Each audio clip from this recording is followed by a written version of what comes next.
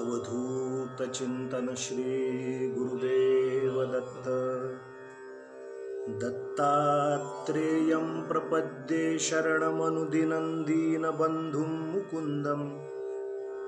नैर्गुण्ये सन्निविष्टं पथि परमपदं बोधयन्तं मुनीनाम्। भस्माभ्यङ्गं जटाभिः सुललितमुकुटं दिक्पटं दिव्यरूपं। सह्याद्रौ नित्यवासं प्रमुदितममलं सद्गुरुं चारुशीलं। काषायवाससमजं कमलाक्षमेकं मालाकमण्डलुधरं रमणीयलीलम्।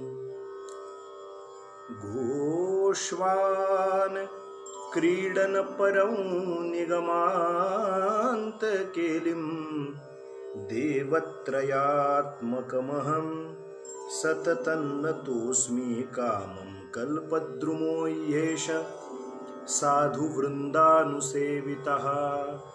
दत्तात्रेयो महायोगी कलौ श्रीपादवल्लभः। अवधूत चिंतन श्री गुरुदेव दत्त।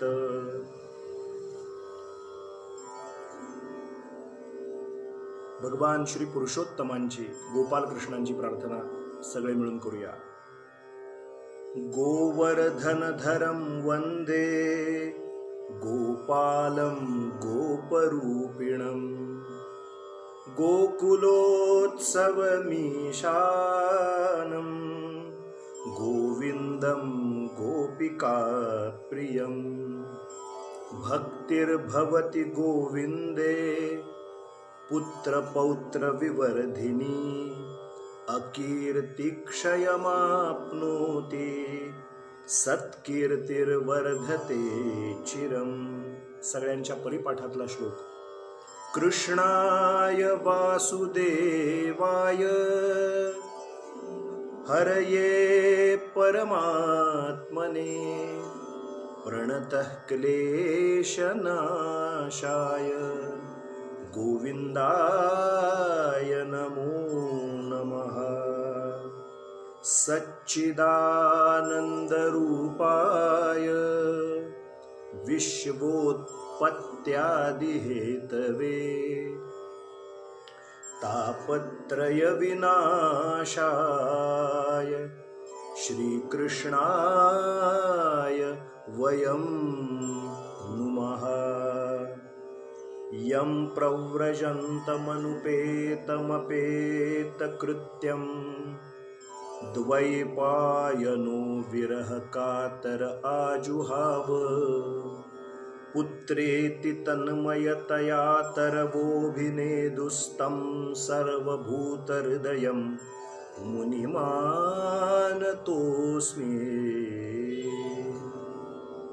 निगमकल्पतरोर्गलितं फलं शुकमुखादमृतद्रवसंयुतं।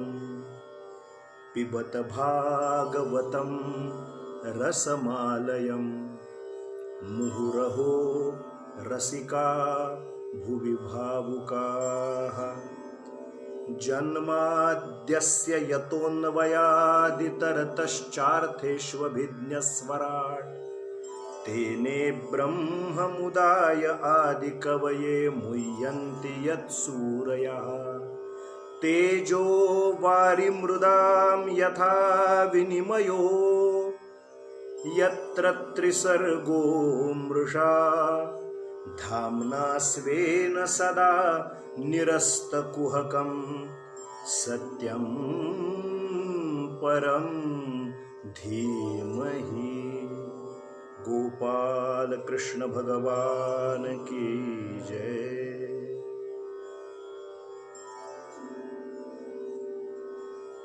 दोन क्षण ओम नमो भगवते वासुदेवायचा जप करूया आणि आजच्या चरित्राख्यानाला सुरुवात करूया।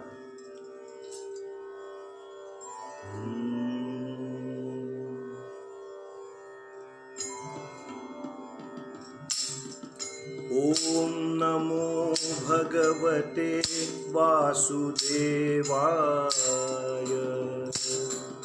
ओम नमो भगवते वासुदेवाय। ओम नमो भगवते ओम नमो भगवते वासुदेवाय। ओम नमो भगवते वासुदेवाय। ओम नमो भगवते वासुदेवाय।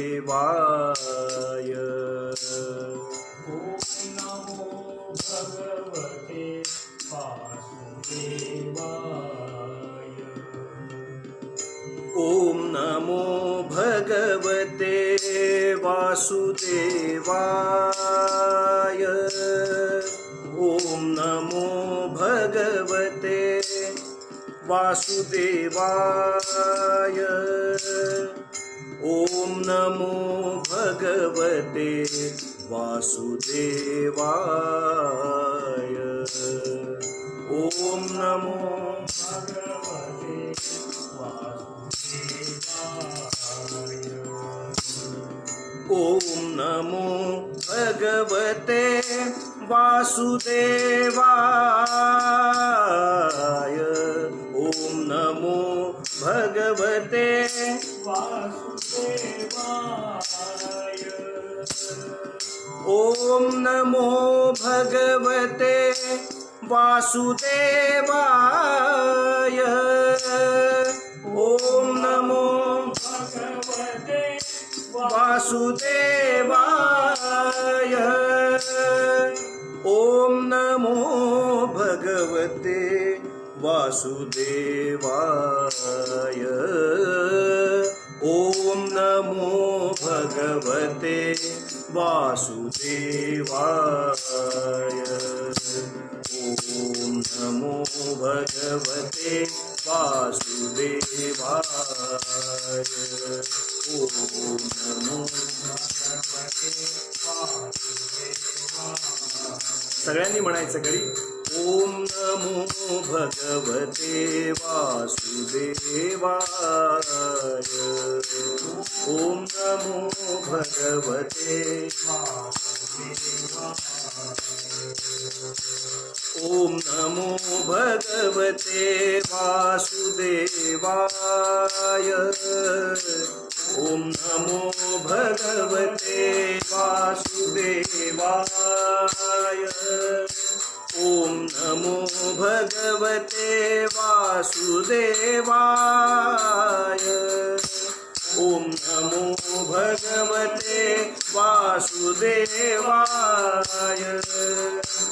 ओम नमो भगवते वासुदेवाय। ओम नमो भगवते वासुदेवाय। ओम नमो भगवते वासुदेवाय। ओम नमो भगवते वासुदेवाय। ओम नमो भगवते वासुदेवाय। ओम नमो भगवते वासुदेवाय। अवधूत चिंतन श्री गुरुदेव।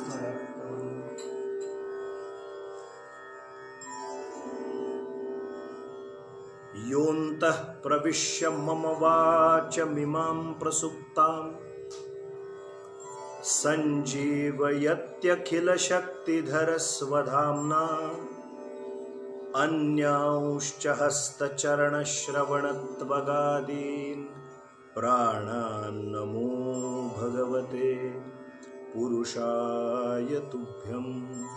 गोपाल कृष्ण भगवान की जय। श्रीपाद श्री वल्लभ या फेसबुक पेजवरती आत्ता उपस्थित सगळ्या दत्तभक्तांना, गुरुभक्तांना, भगवत भक्तांना माझा प्रेमपूर्वक नमस्कार. आणि हा व्हिडिओ यूट्यूबवरती सुद्धा बहुसंख्येनं अनेक भगवत भक्त पाहतायत, गुरुभक्त पाहतायत. त्यामुळे यूट्यूबवरती हा व्हिडिओ बघणाऱ्या सगळ्या दत्तभक्तांना, गुरुभक्तांना, भगवत भक्तांना त्यांनाही माझा नमस्कार.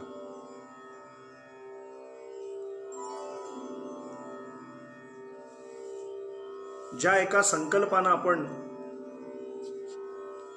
रोज इथे एकत्र जमायचं ठरवलंय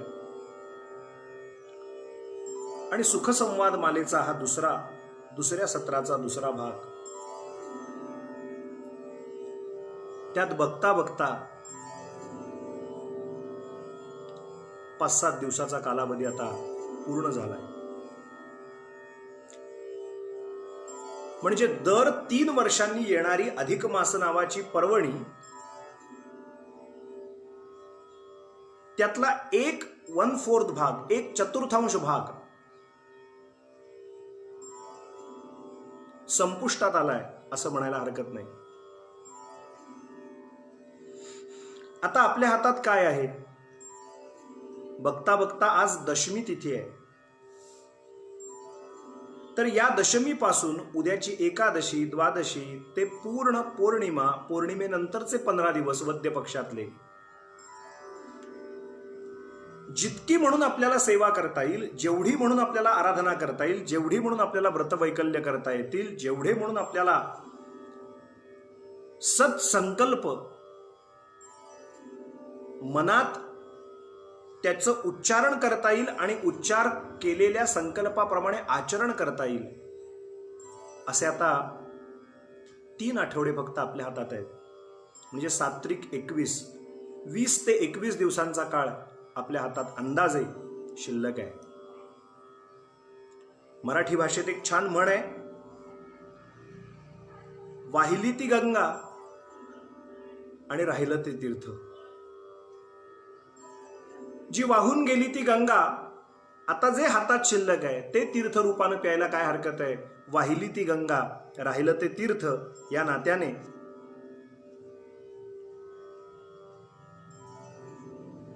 काल संध्याकाळी 5-5:30 या वेळेला गुरुवर्य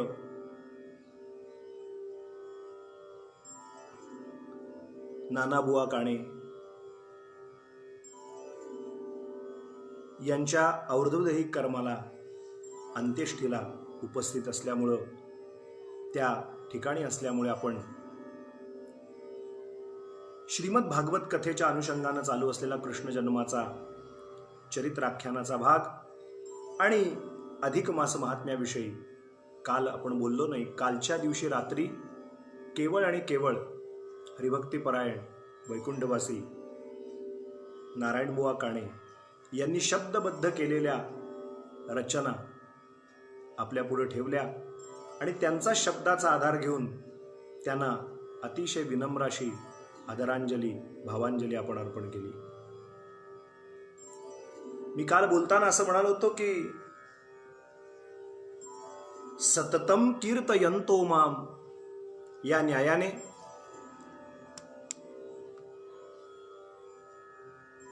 कीर्तन हे चालू राहणार, कीर्तनात खंड पडता कामा नये. रोज आजूबाजूला आपण अत्यंत निगेटिव्ह, नकारात्मक भावना निर्माण होतील अशा बातम्या वाचतोय, ऐकतोय, कानावरती फोन येतोय, मेसेज उघडल्यानंतर व्हॉट्सॲप असेल, फेसबुक असेल, अरे आपल्या अमक्याचा अमका गेला, तमक्याची तमकी सिरियस आहे. इथे सुद्धा बऱ्याच जणांनी काही गेल्या 2-3 दिवसात मी वाचलं की माझी पुतणी अमुक आजारी आहे, माझ्या पुतणीचे मिस्टर अमुक अमुक आजारी आहेत. कोणी सत्संगाच्या वेळेला संध्याकाळच्या सामूहिक उपासनेला लिहिलेलं असतं. ते वाचल्यानंतर ज्यांच्या घरामध्ये त्यात्ता परिस्थिती असेल, ती मंडळी काय स्थितीतून जात असतील याची कल्पनाच न केलेली बरी आहे. पण असं जरी असलं तरी कुठे ना कुठेतरी परमस्फूर्ती देणारा, चित्ताचं आकर्षण करणारा षडगुणैश्वर्य भगवान गोपाल कृष्ण भगवान श्री पुरुषोत्तम, त्यांच्या लीला गाण्यात काय हरकत आहे? आजूबाजूला नकारात्मकता कितीही वाढत असली तरी भगवान श्रीकृष्णांच्या दिव्य लीला आपल्या मुखारविंदातनं आपण गाव्यात. कीर्तन रूपानं सेवा व्यासपीठ या गादीवरून वक्ता म्हणून आम्ही करावी, परंतु श्रोता म्हणून आपण सर्वत्रांनी करावी. आणि कुठेतरी अर्धा पाऊण तास, एक वेळ, तास सव्वा तासाचा वेळ, ईशानू कथा म्हणून भागवताची जी 10 लक्षणं सांगितली त्यातलं एक, त्या ईशानू कथेमध्ये, भगवत कथेमध्ये जावा. आणि त्यासाठी आपण सगळे सज्जन हो एकत्र रोज जमतोय. आपला विषय असा चालू होता परवापर्यंत की 1 ते 7, 1 ते 6 पुत्र, जन्माला आलेलं प्रत्येक पोर अत्यंत नम्रपणे वसुदेव महाराजांनी दिलं. वाणी मृषान केली वसुदेवे, वाणी मृषा न केली वसुदेवे, कंस यास्तव द्रवला. द्या 8वा हा घेऊन जा, द्या 8वा हा न्या ऐसे. मला ह्या पोराकडनं काही त्रास नाही, दगाफटका नाही. भागवताचा आधार सुद्धा मी आपल्याला सांगितला शब्दांचा. मला या पोराकडून काहीही धोका नाही, मला 8व्या मुलाकडनं तुमच्या संततीपासून धोका आहे, याला घेऊन जा. म्हणून तत्पदी नमला. वसुदेव महाराजांना नमस्कार केला. वसुदेवो महाभागा, ते महाभाग म्हणजे मी परवाच बोलताना म्हणालो होतो की साक्षात महात्मा आहेत, ते सत्पुरुष आहेत. ते केवळ दरबारातले कोणी मंत्री म्हणून ते बोलत नाहीयेत. वसुदेवो महाभागा, महाभाग म्हणजे महात्मा आहेत. ते त्यांच्या प्रत्येक शब्दावरती असर कंसासारख्याच्या मनात सुद्धा होतोय. आणि बघता बघता पहिलं संतती दिली, परंतु देवर्षी नारदांनी जेव्हा मतपरिवर्तन आणि मनपरिवर्तन केलं तेव्हा या दुष्टाची बुद्धी फिरली आणि पहिल्या मुलाला ताडकन आपटून मारलं. त्याविषयी मी आपल्याला सांगितलं. अनुक्रमे मधला काही काळ गेला, दुसरी संतती झाली, त्या पुत्राला मारलं. तिसरी संतती झाली, त्या पुत्राला मारलं. आपल्याला जर आठवत असेल तर वसुदेवांना देवकीपासून जे 8 पुत्र झाले, म्हणजे बलराम हे सुद्धा त्यांचेच पुत्र आहेत, ज्यांच्याविषयी मी आता बोलणारच आहे. आणि 8वा पुत्र म्हणजे भगवान गोपालकृष्ण. आपल्याला आठवत असेल की 9व्या स्कंदात बद्दल वर्णन करताना मी असं म्हणालो होतो की तो परीक्षित राजा जेव्हा विचारतो, महाराज वंशावळ जेव्हा शुक महामुनी सांगतायत तेव्हा सूर्यवंश झाल्यानंतर चंद्रवंश आणि यदुवंशाची माहिती सांगता सांगता तेव्हा त्यांनी नावं सुद्धा सांगितलेली आहेत.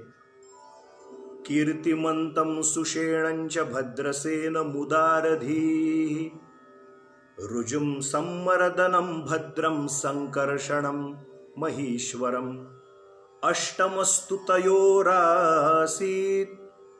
वर्णन करताना असं करून ठेवलंय की कीर्तिमान पहिला पुत्र ज्याला परत दिलं कीर्तिमान, त्याचं नाव ठेवलं होतं कीर्तिमान.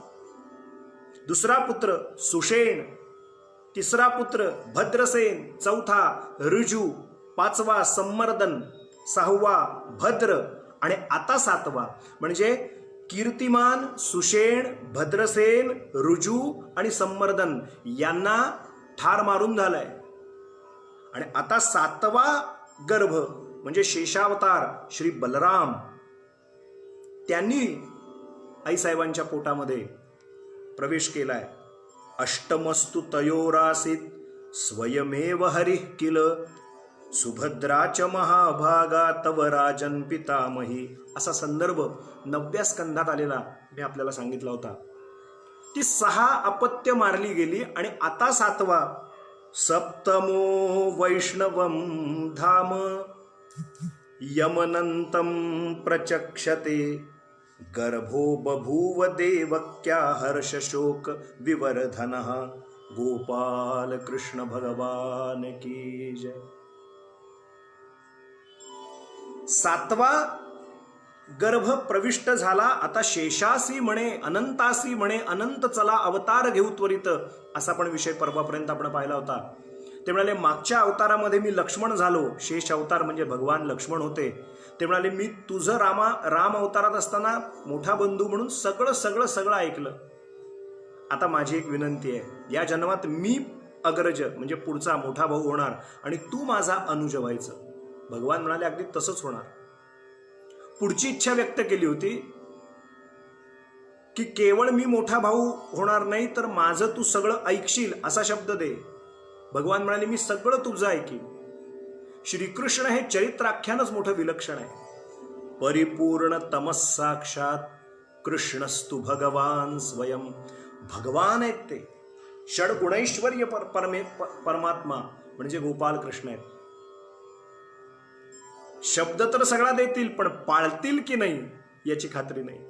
याचा अर्थ आपण लक्षात घ्या. खोटं बोलतील असा त्याचा अर्थ नाही. याचा अर्थ ते बोलतील तसं करतीलच असं नाही, आणि जे करतील ते आधी बोलतील असं नाही, कारण ते कुठल्याही चौकटीत अडकलेलं तत्व नाहीये. Beyond the bars and conditions, त्याला कुठलीही मर्यादा नाहीये.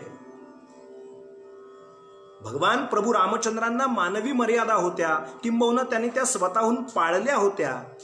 पण भगवान श्रीकृष्ण हा अवतार सगळ्या मानवी मर्यादेच्या पलीकडचा आहे, कल्पनेच्या पलीकडचा आहे. म्हणून भगवान म्हणाले ठीक आहे, तुम्ही म्हणाल तसंच, तुम्ही दाऊ भैया, तुम्ही मोठे भाऊ, आम्ही धाकटे भाऊ, अगदी नक्की तुम्ही पुढे व्हा, काही हरकत नाही. आणि मग हे भगवान शेष यांनी भागवतकार वर्णन करतात. गर्भो बभूव देवक्या, देवकीच्या पोटात शेष महाराज यांनी प्रवेश केला. श्रोते हो, हर्ष शोक विवर्धन. एकीकडे तिला आनंद होतोय की हा कोणीतरी दिव्य गर्भ माझ्या उदरामध्ये वाढतोय, आणि हा निश्चित कंसाधिकाला तडाखा दिल्याशिवाय राहणार नाही ह्याची सुद्धा खात्री आहे. पण कुठेतरी एक आईचं मन आहे, तिला असं वाटतंय की कुठेतरी या पोराची पण गत पहिल्या 6 पोरांसारखी तर होणार नाही ना. हर्ष शोक विवर्धन. आता काय गंमत झाली बघा. श्रीमद भागवताच्या दशमस्कंदाच्या पहिला अध्याय खर्ची पडला, पण दुसरा अध्यायामध्ये भगवान वैकुंठाधिपती नारायणांनी, विष्णूंनी योगमायेला आज्ञा केली असा एक विषय आलाय. आपलं असं ठरलंय की रोज आपण, कथा तर सगळ्यांना कल्पना आहे, परंतु कथेतले जे बारकावे आहेत, काही काही श्लोक आहेत, त्या श्लोकांवरती थोडं जाता जाता जर कटाक्ष टाकला नाही तर त्याचा आनंद न घेता पुढे गेल्यासारखं होईल. म्हणून जरा त्या प्रत्येक श्लोकावरती सुद्धा थोडं थोडं चर्चा करत करत, त्यातली सौंदर्य स्थळं पाहत, त्या भागवतातलं जे खरं महात्म्य आहे त्याचा थोडा थोडा स्पर्श करत करत का होईना. कथा तर तुम्हालाही सगळ्यांना माहिती आहेत, किंबहुना सर्वत्रांना कथा माहिती आहेत याची मला पूर्ण कल्पना आहे. पण भागवतात त्याचे मधली सौंदर्य स्थळं कशी आली आहेत, काय काय त्यातले नाजूक महत्वाचे मुद्दे आहेत, ते आपल्या पुढे ठेवणं हे मी हिताचं समजतो कथा या स्वरूपात. इथे भगवंतांनी योग मायेला आज्ञा केली असं वर्णन आहे बरं का. भगवंताची माया आहे आणि त्या योग मायेला योग मायाम समदिशत असा दुसऱ्या अध्यायात स्वच्छ उल्लेख आलेला आहे. आपल्या सगळ्यांच्या माहितीसाठी सांगतो. गच्छ देवी व्रजम भद्रे गोप गोभिरलंकृतम रोहिणी वासुदेवस्य भार्यास्ते नंद गोकुले अन्याश्च कंस संविघ्ना विवरेषु वसंती. असा स्वच्छ खुलासा भागवतकार करतात. आपल्या योगमायेला भगवंतानी स्वच्छपणे आज्ञा केली. गच्छ देवी व्रजम भद्रे, तू आता काय कर, गोप गोभिर लंकृतम, तू काय कर तर भद्रे, भद्रे म्हणजे लोकांचं कल्याण करणारी अशी तू, हे माये, हे जगन्माये, जगन्माऊली, जगन्माते असं म्हणूया पाहिजे तर. भगवान म्हणतात सर्वत्र जगाचं कल्याण करणारी. तसं पाहिलं तर हा अश्विन अधिक चालू आहे, म्हणजे याच्यानंतर येणार आहे तो कुठला महिना आहे निराळं सांगायला नको. निज अश्विन. निज अश्विन म्हणजे प्रतिपदा ते नवमी नवरात्रीचा उत्सव होतो. आणि दसऱ्याला म्हणजे आज जशी आता ही अधिकातली दशमी आहे, अधिक अश्विनातली ही दशमी आहे, तसं पाहिलं तर आजच्या दिवशी तर दसरा म्हणायला पाहिजे. अजून 1 महिन्यानंतर जेव्हा निज अश्विन होईल तेव्हा शुद्ध दशमीला आपण दसरा असं म्हणतो. म्हणजे तो जो नवरात्राचा उत्सव आपण साजरा करतो भगवतीचा, ती जी माया आहे तिला भगवान भद्रे म्हणजे तू लोकांचं कल्याण करणारी आहेस असं म्हणताय. भगवान महाविष्णू म्हणतायत गच्छ देवी व्रजम भद्रे.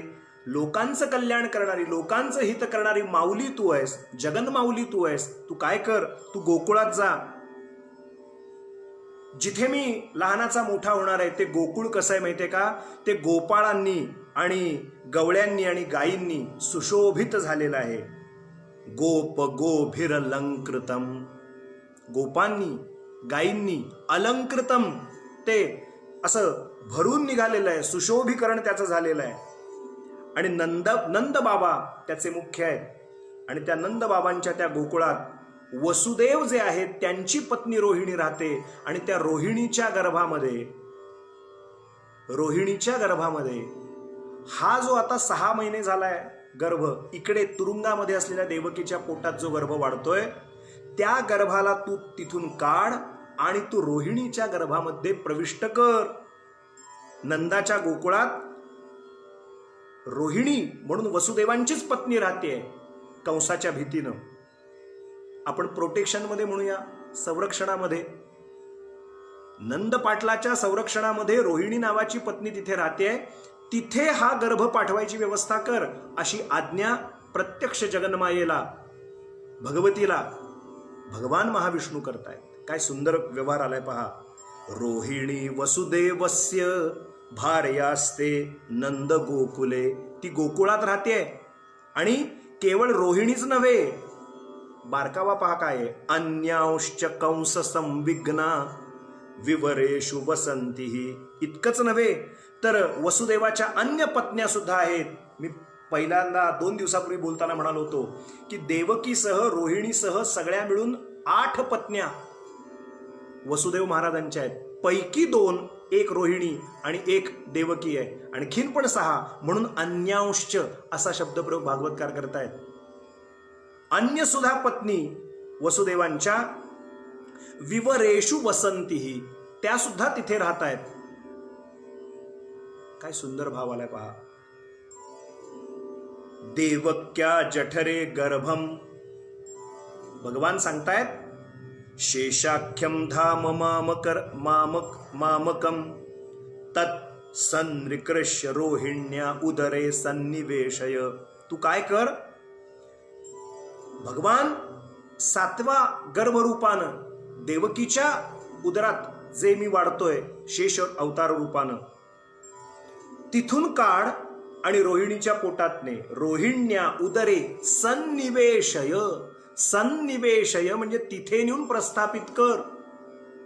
अजून विज्ञान एवढं पुढे गेलेलं नाही. आपण भागवतादी ग्रंथाला मागासले ग्रंथ किंवा अन्य आपल्या पुराण कथांना भाकड कथा म्हणत असू, परंतु आता 5000 वर्षापूर्वी हे वर्णन करून ठेवलंय. ही टेक्नॉलॉजी किंवा यावरती संशोधन विज्ञानाला चॅलेंज आहे. मी हे का म्हणालो आता, याचं कारण जेव्हा मी मठात शिकायला होतो कोल्हापूरला, तेव्हा जर्मनीची लोक, मी मागे पण माझ्या 63 दिवसाच्या फेसबुक लाईव्हमध्ये बोललो असेल, कधी माझ्या कीर्तनात आपण कुठे कुठे मुंबई पुण्याला कीर्तनाला मी आलो असताना आपण माझ्या तोंडून कदाचित हा संदर्भ ऐकला असेल की परदेशातली लोक आपल्या पुराणांचा वापर करून घेऊन अभ्यास करतायत, संशोधन करतायत. पण आपण मात्र भारतीय एवढे कपाळ करंटे आहोत की आपण आपल्याच धर्मग्रंथांना आणि पुराणांना नावं ठेवतोय, छितू करतोय. अजून काही दिवस थांबा. काय असतं, प्रत्येक गोष्टीला उत्तर असतं. अनेक फेसबुकवरती पोस्ट येतात, काही जण मला टॅग करतात. पूर्वी उत्तर द्यायचो पण आता त्यात वेळ घालवत नाही, कारण आताचा काळ बदलत चाललाय.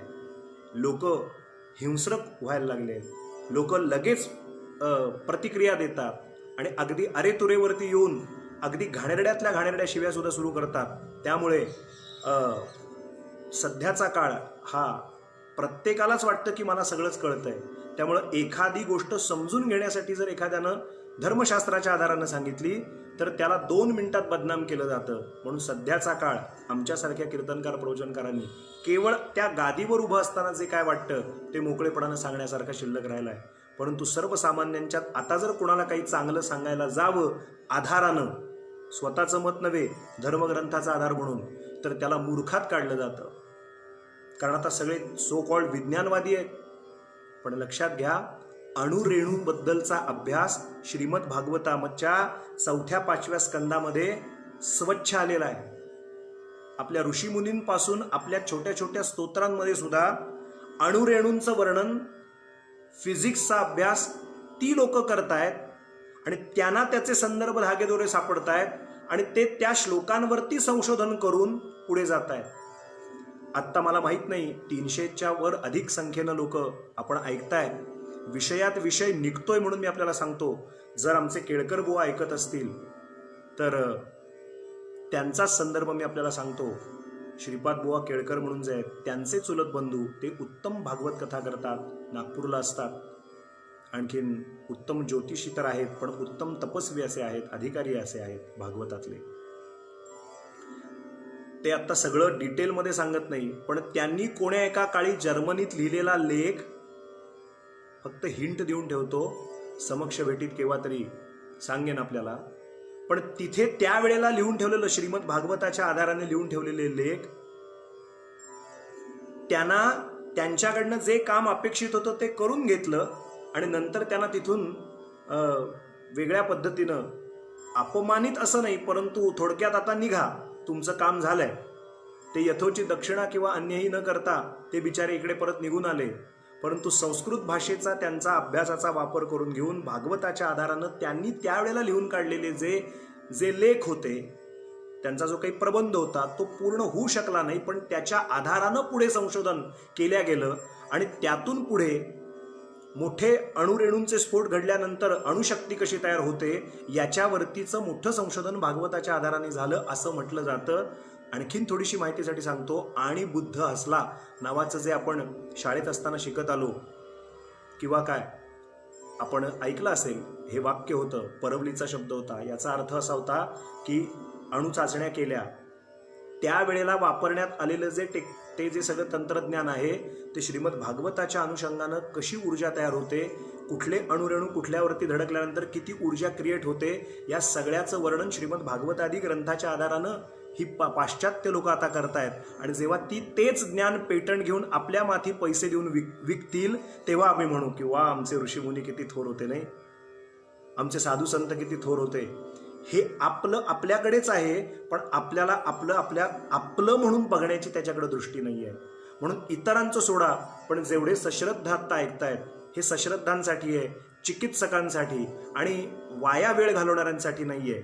ज्यांना खरोखर असं आतून वाटतंय ना की नाही, हे धर्मग्रंथ माझं आयुष्याचं अकल्याण तर करणारच नाहीत, केलं तर माझं कल्याणच करतील, अशी ज्यांची तीव्रतर भावना आहे त्यांनी ह्याच्यावर अतिशय श्रद्धा ठेवा.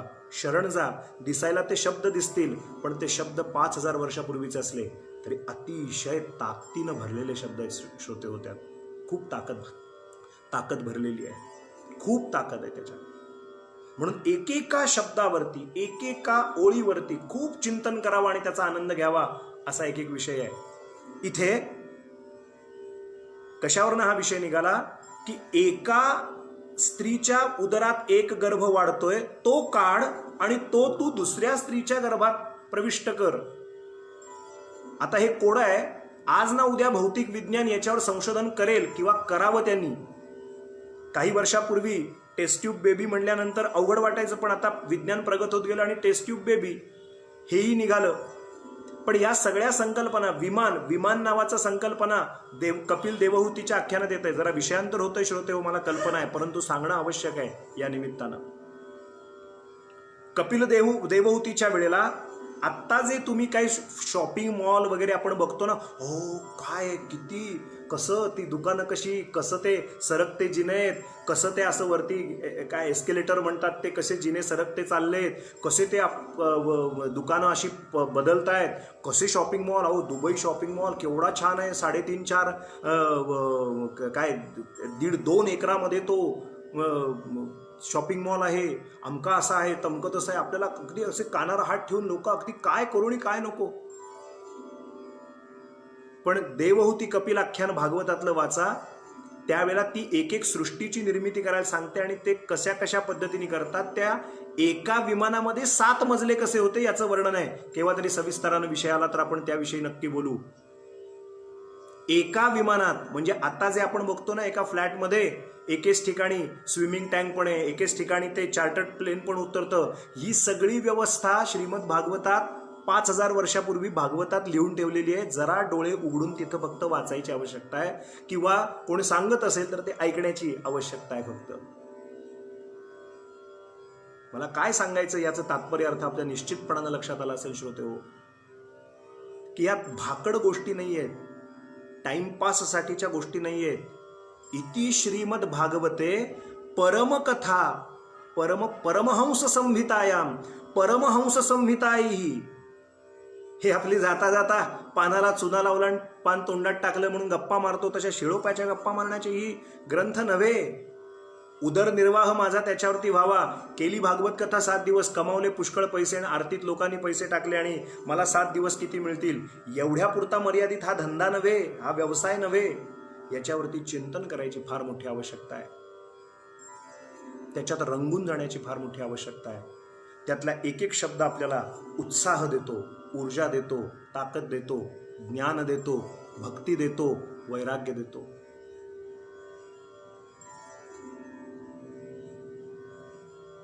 भगवान म्हणतात मायेला आपल्या, हे माये तू काय कर, रोहिण्या उदरे सन्निवेशय. रोहिणीच्या उदरात सन्निवेशय, याच्यावर हा सगळा विषय निघाला.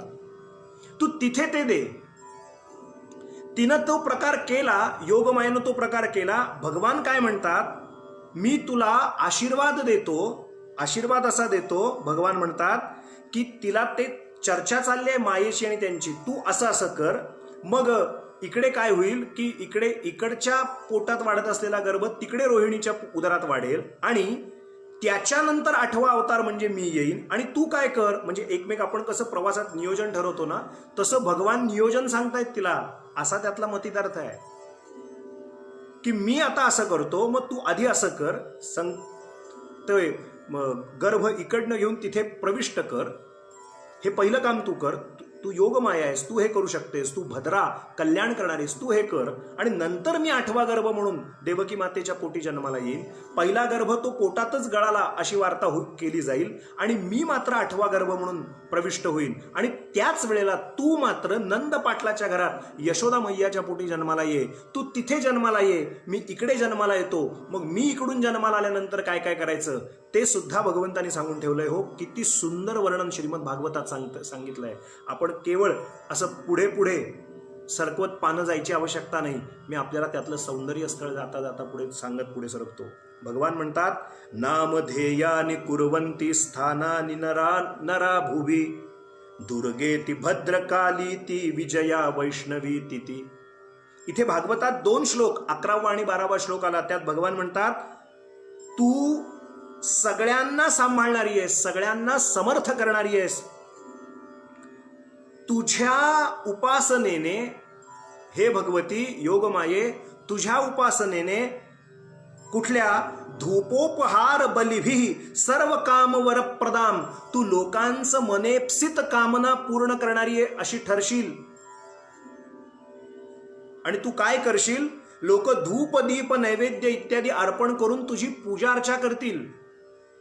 योगमायेला भगवान आशीर्वाद देत आहेत आणि ते काय म्हणतात, पृथ्वी तलावरची लोक पुष्कळ ठिकाणी तुझा विग्रह म्हणजे मूर्ती स्थापन करतील आणि ते तुला वेगवेगळ्या नावानं भजतील. योगमायेला भगवान आशीर्वाद देत आहेत, भगवान महाविष्णू. ते म्हणतात, काय काय पद्धतीने करतील. दुर्गे ती भद्र काली ती विजया वैष्णवी तिच कुमुदा चंडिका कृष्णा माधवी कन्यके तिच माया नारायणी शानी शारदे त्र्यंबिके तिच. किती किती नावांनी तुझा विग्रह स्थापन होईल ही सौंदर्य स्थळे श्रोते हो यातली.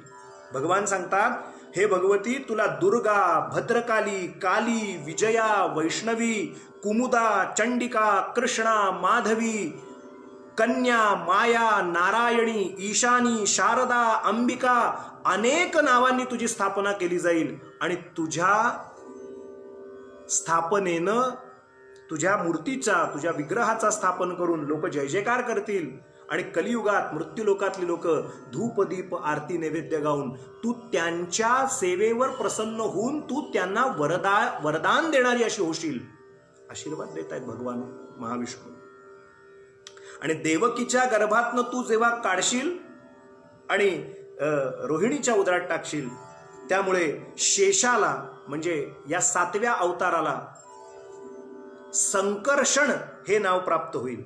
गर्भ संकर्षणात्तम वै प्राहु संकर्षणं भुवी रामेति लोकरमणात बल बलवद्रुच्छ्रयात. म्हणजे काय तर त्याचं ओढून घेऊन तो दुसऱ्या गर्भात परत तुझ्या मायेनं योगमायेनं प्रविष्ट केल्यामुळे संकर्षण हे त्याचं एक नाव होईल बलरामांना. इतकंच नव्हे, तो लोकांचं रंजन करणारा असेल म्हणून त्याचं नाव राम असं पण पडेल. आणि इतकंच नव्हे, तो अतिशय बलवानांमध्ये श्रेष्ठ असल्यामुळे बलम बलवदुच्छ्रयात म्हणजे सगळ्या बलवंतांमध्ये श्रेष्ठ असल्यामुळे त्याला सगळे बल या नावाने सुद्धा ओळखतील. 3 नावानं हा 7वा अवतार ओळखला जाईल. 1 संकर्षण, 2 राम आणि 3 बल. आणि 4थं बोलीभाषेत बोलायचं झालं तर बल आणि राम असं वेगळं न बोलता, असं वेगळं उच्चारण न करता त्याच अवताराला 7व्या माझ्या शेष अवताराला बलराम असंही म्हटलं जाईल. भगवंतांनी इथे अनेक खुलासे केले श्रोते हो. आता सगळंच खूप सावकाशीनं सांगत नाही. यानंतर भागवतकार लिहितात, भगवानपि विश्वात्मा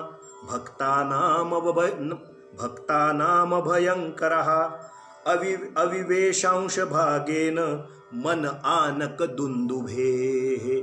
मन आनक दुंदुभे म्हणजे इथे फार महत्वाचा मुद्दा आपल्याला जाता सांगतो.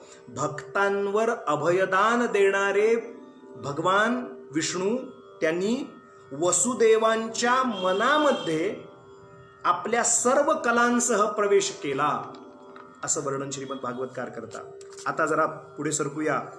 हा 7वा अवतार दिलेल्या आज्ञेप्रमाणे घडलं. इकडे योगमायेनं घेतलं, देवकी रोहिणीच्या उदरात प्रविष्ट केलं. इकडे रोहिणी गोकुळात होती. रात्र झाली आणि सकाळ झाल्यानंतर बघते तर 6-7 महिन्याची ती गर्भवती स्त्री, तिचं पोट असं पुढे आलंय, पोटामध्ये उदरामध्ये गर्भ वाढतोय. आणि सगळेजण विस्मयकारकरित्या बघायला लागले. आहे की नाही चमत्कारिक गोष्ट. कारण हिचा पती आहे तिकडे तुरुंगात, रोहिणीचा पती म्हणजे वसुदेव तुरुंगात आहेत. आणि ही कालपर्यंत बया ठीक होती आणि आज रात्र सरते आणि उजाडते तर हे 5-6 महिन्याची गर्भवती स्त्री दिसते. हा काय चमत्कार आहे. म्हणून सगळे बघा तिथे सुद्धा काय गंमत आहे. काही जण साशंक नजरेनं पाहतायत, काही जण विस्मयकारक नजरेनं पाहतायत, काही जण म्हणतायत हे काय झालं हेच कळत नाहीये. काहींच्या लक्षात येण्याच्या आतच त्यांची मती गुंग झाले. आणि या सगळ्या अवस्थेमध्ये आकाशवाणी झाली असं वर्णन आहे. बघा जेव्हा जेव्हा केव्हा गडबड होते तेव्हा आता हे लक्षात ठेवायचं. आकाशवाणी वरचं केंद्र, एकदम वरचं केंद्र वाचतं. सांगली, मुंबई, जळगाव, बेळगाव नाही, एकदम वरचं केंद्र. आणि त्या वरच्या केंद्रातनं भगवंतांनीच अनाउन्समेंट केली, जाहीर केलं. आकाशवाणीतून जाहीर झालं. गोकुळातल्या लोकांना जाहीर केलं गेलं की कोणी साशंक होऊ नका, आळीमिळी गुपचिळी. कारण कंसासारख्याच त्यावेळची ऐतिहासिक परिस्थिती काय होती, भौगोलिक परिस्थिती काय होती याचं वर्णन मी 2-4 दिवसापूर्वी आपल्याला केलेलं आहे. सगळ्यांना सगळं कळत असतं, पण तू पण गप्प राहा, मी पण गप्प राहतो. कारण आपण खूप बोलून ज्या गोष्टी साधत नाहीत त्या कधी कधी न बोलता साधल्या जातात. म्हणून प्रत्येक ठिकाणी बोलणं आवश्यकच असतं असं नाही. कधी कधी न बोलून सुद्धा काय म्हणतात ना, नो मेसेज, म्हणजे मेसेज न करणं हा सुद्धा एक मेसेज आहे. कधी कधी न बोलणं हे सुद्धा एक संदेशच आहे, शांत राहण्याचा. कधी कधी शांत राहायचं, काहीही गडबड करायची नाही, कुठलाही साध प्रतिसाद द्यायचा नाही, प्रत्येक वेळेला ऍक्शनला रिॲक्शन दिलीच पाहिजे असं नाहीये. शांत राहा. इथे त्यांनी अळीमिळी गुपचिडी केली आणि सांगितलं जरा शांत राहा. तुम्हाला साशंकता निर्माण झाली ना रोहिणीच्या बाबतीत, काय आहे, काळजी करू नका. हा जो हिच्या पोटात आत्ता गर्भ वाढतोय हा वसुदेव महाराजांचाच पुत्र आहे, त्यांचंच संतती वाढते पोटात, पण योग मायेनं प्रविष्ट केले. कोणीही साशंकता मनात धरू नका. हे नंद पाटलाच्या आणि यशोदा मैयाच्या पुढे ती आकाशवाणी झाल्यानंतर सगळ्यांच्या गोष्ट लक्षात आली. आता मुद्दा लक्षात आला. आता तू गप्प बसायचं, मी गप्प बसायचं, शांत राहायचं, कोणी काही बडबड करायची नाही. इकडे 7वा गर्भ इकडे रोहिणीच्या उदरात गोकुळामध्ये वाढायला लागला. त्याचं संकर्षण नाव हे पुढे नंतर ठेवलं गेलंय, पण इकडे हा गर्भ वाढायला लागला. आणि इकडे वार्ता अशी झाली, गर्भ गळताची वार्ता इति निरोपिली मथुरा नाथा, दूती निरोपिली मथुरा नाथा, कंस म्हणे सर्व जना जाणा आता 8व्याते. काय सुंदर भाव आहे पहा. कंसाने विचारलं या 7व्या गर्भाचं झालं काय? ते म्हणाले महाराज तुमचा एवढा दरारा, तुमचा एवढी ख्याती, तुमचं एवढं काय म्हणूया सामर्थ्य, की तो 7वा गर्भ पोटातच जिरला, पोटातच गर्भगळीत झाला, म्हणजे त्याची वाढच झाली नाही, तो गेला, संपला, मेला, पोटातच मेला, गर्भगळीत झाला, म्हणजे तो वाढलाच नाही, जिरला तो पोटातच, मेला.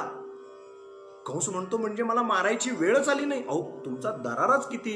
हे आजूबाजूला असे खुशमस्करे असतात ना, ते त्या कंसाला सांगायचे महाराज तुमचा दरारा किती. त्या दरारा इतका होता की 7वा गर्भ वाढलाच नाही म्हणाले, पोटातच त्याचं काम झालं.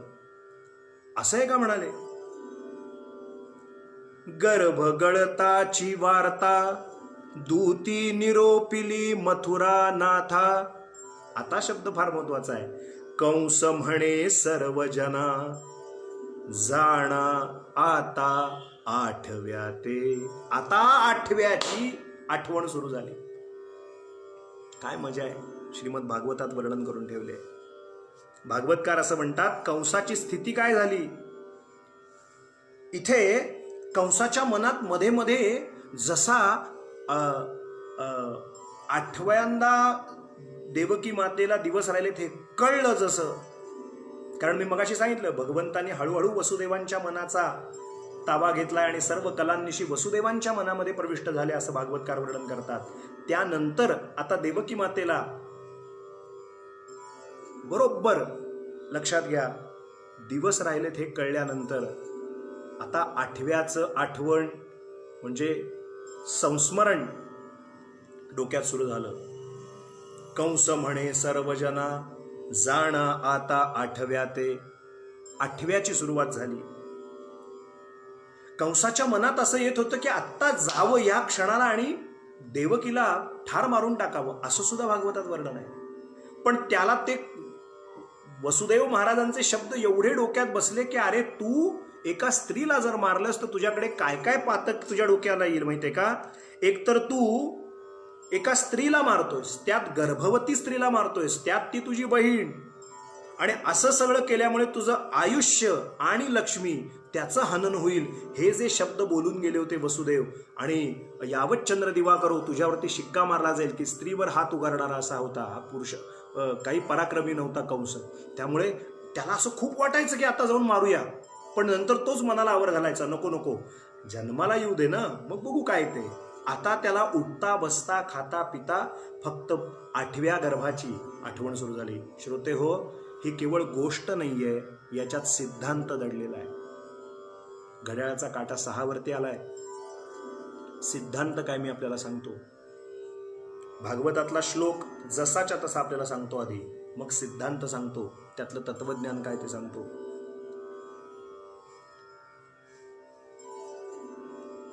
भागवतकार म्हणतात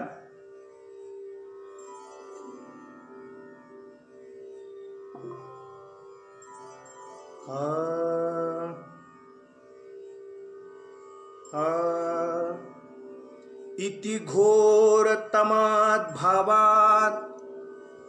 भागवतकार काय वर्णन करतात पहा.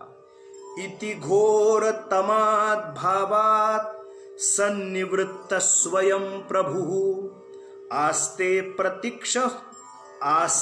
प्रतीक्षंस्तज्जन्म हरेर्वैरानुबंधकृत आसीनः संविशंस्तिष्ठन् भुञ्जान् पर्यटन् महीं चिन्तयानो ऋषिकेश मपश्यत तन्मयं जगत. पश्यत तन्मयं जगत. 2 श्लोक भागवतकारांनी वर्णन केले. गोपाल कृष्ण भगवान की जय. कंस देवकीला मारू शकत होता, पण तो त्याच्या विचारांपासून परावृत्त होत होता. तो मारायचा विचार करीत होता, पण आपल्याच विचारांपासून तो परावृत्त होत होता. याचं कारण काय माहिती का? याचं कारण भागवतकार फार गोड लिहितात. ते म्हणतात, विश्वावर बंधुत्व भावनेची, प्रेम करायची शिकवण जे शिकवतात भगवान गोपाल कृष्ण किंवा भगवत शक्ती, ते स्वतः आता देवकीच्या उदरात वाढत होते. त्यामुळे त्या ज्युरिडिक्शनमध्ये किंवा त्या हद्दीमध्ये भगवंताच्या, काय म्हणूया आजच्या जरा टेक्नॉलॉजीच्या भाषेमध्ये बोलायचं तर, भगवंताच्या टॉवरमध्ये भगवंत उभे आहेत, त्या ठिकाणी काय म्हणूया भगवंताच्या लहरीमध्ये तो आला, त्या भगवंताच्या टापूमध्ये तो आला, त्या संपर्कात तो जवळ आला, त्या लहरींमध्ये तो आला की त्याच्या मनातले दुष्ट विचारच निघून जायचे. हे असंच रामायणामध्ये सीतेच्या बद्दल सुद्धा वर्णन केलंय पहा. सीतेच्या जवळ कामवासनेनं जरी गेला रावण, तरी सुद्धा रावण तिथे जाईपर्यंत वेगळे विचार घेऊन जायचा. पण सीतामाईच्या संपर्कात आल्यानंतर, कारण सीतेच्या अंगाभोवती सतत श्रीराम जय राम जय जय राम, श्रीराम जय राम जय जय राम, ती स्पंदन, त्या लहरी आजूबाजूला अशा होत्या की तो विचार करताना दुष्ट विचार करून यायचा रावण, पण तिथे आल्यानंतर त्याच्यातला राम जागा व्हायचा. अगदी तसंच याचं व्हायचं कंसाचं. हा वैरभाव ठेवून यायचा, पण वैरभाव ठेवून आल्यानंतर अगदी खरं आहे. कोणीतरी आता इथे लिहिलंय की कव्हरेजमध्ये आल्यानंतर, अगदी बरोबर, मला तेच सांगायचं होतं की त्या कव्हरेज क्षेत्रात आल्यानंतर, त्या रेंजमध्ये आल्यानंतर असे काही चमत्कार घडायचे की तो वैरभावच विसरून जायचा आपला स्वतःचा. रंगावधूत महाराज, विषयांतर होत आहे, पण मी आपल्याला सांगतो कसं असतं. ही दत्तबाबांनी का म्हणायची? घोरकष्टोद्धरण स्तोत्र का म्हणायचं? रामरक्षा संध्याकाळी का म्हणायची? दत्तात्रेय वज्र कवच स्तोत्र किंवा दत्तात्रेय कवच स्तोत्र का म्हणायचं? आपल्याला वाटतं हे एवढंच आहे, पण एक छोटा पॅकेट बडा धमाका म्हणतात ना, तसं आहे हे सगळं. आहे एवढंच सगळं. छोटी छोटी स्तोत्र आहेत, छोटी स्तोत्र आहेत, पण खूप उद्बोधक आहेत आणि खूप प्रभावी आहेत. अरे घोरकष्टोद्धरण स्तोत्र 5 तर श्लोक आहेत, आम्ही केलंय, असं नका करत जाऊ. खूप श्रद्धेनं करत जा. दत्तबाबांनी ना 52 वेळा नाही, एक पाठ म्हणणं सुद्धा भाग्याचं आहे. एक विष्णू सहस्रनामाचं पूर्ण पठण अधिक मासात रोज एक तरी पाठ करावा. ओम नमो भगवते वासुदेवाय एक माळ किमान, 12 माळ केल्या तर वाहवा रे वाहवा, आणि त्याहून अधिक केल्या तर अधिकच अधिक, अधिकस्य अधिकम फलम. असे काहीतरी संकल्प आता मनात धरूया. आपली वेळेची मर्यादा, आपल्या काळाची मर्यादा ओळखा, घरातल्या जबाबदाऱ्या ओळखा, आणि जर आपल्याला शक्य असेल तर 1 माळ ओम नमो भगवते वासुदेवाय, 1 माळ नसेल 3 माळा, 12 माळा आवर्जून करा. एखादा विष्णू सहस्रनामाचा पाठ किमान करता आला आवर्जून करा, नाही झाला तर 3 वेळा तरी, 5 वेळा तरी, 12 वेळा केलं उत्तमात उत्तम.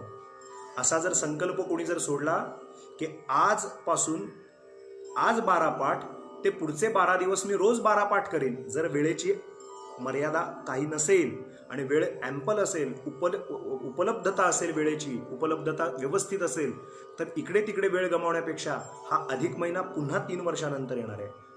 अहो, या दिवसानंतर उद्याचं काय पान वाढलंय आपल्याला आत्ताच्या काळात माहीत नाही. माझं एक वाक्य जरा धाडसाचं आहे, पण आपण ऐकून ठेवा. कदाचित मी आमच्या मित्रपरिवारात किंवा ओळखीच्या लोकांशी बोलताना नेहमी सांगतो, आपणही ऐकून ठेवा. मी बोलताना थोडंसं धाडसाने सांगतो की या नोव्हेंबर डिसेंबर नंतर आपण जेव्हा पुन्हा आपलं किंवा डिसेंबर जानेवारी फेब्रुवारी, काय जे आपलं सगळ्यांचं आयुष्य जेव्हा नॉर्मल सुरू होईल पुन्हा पहिल्यासारखं, तेव्हा जेव्हा केव्हा आपण एकमेकांना भेटू, जे कोण हयात असतील ते एकमेकांना जेव्हा भेटतील तेव्हा आपण सगळे पुनर्जन्म झालेले एकमेकांना भेटतोय असंच समजायचं.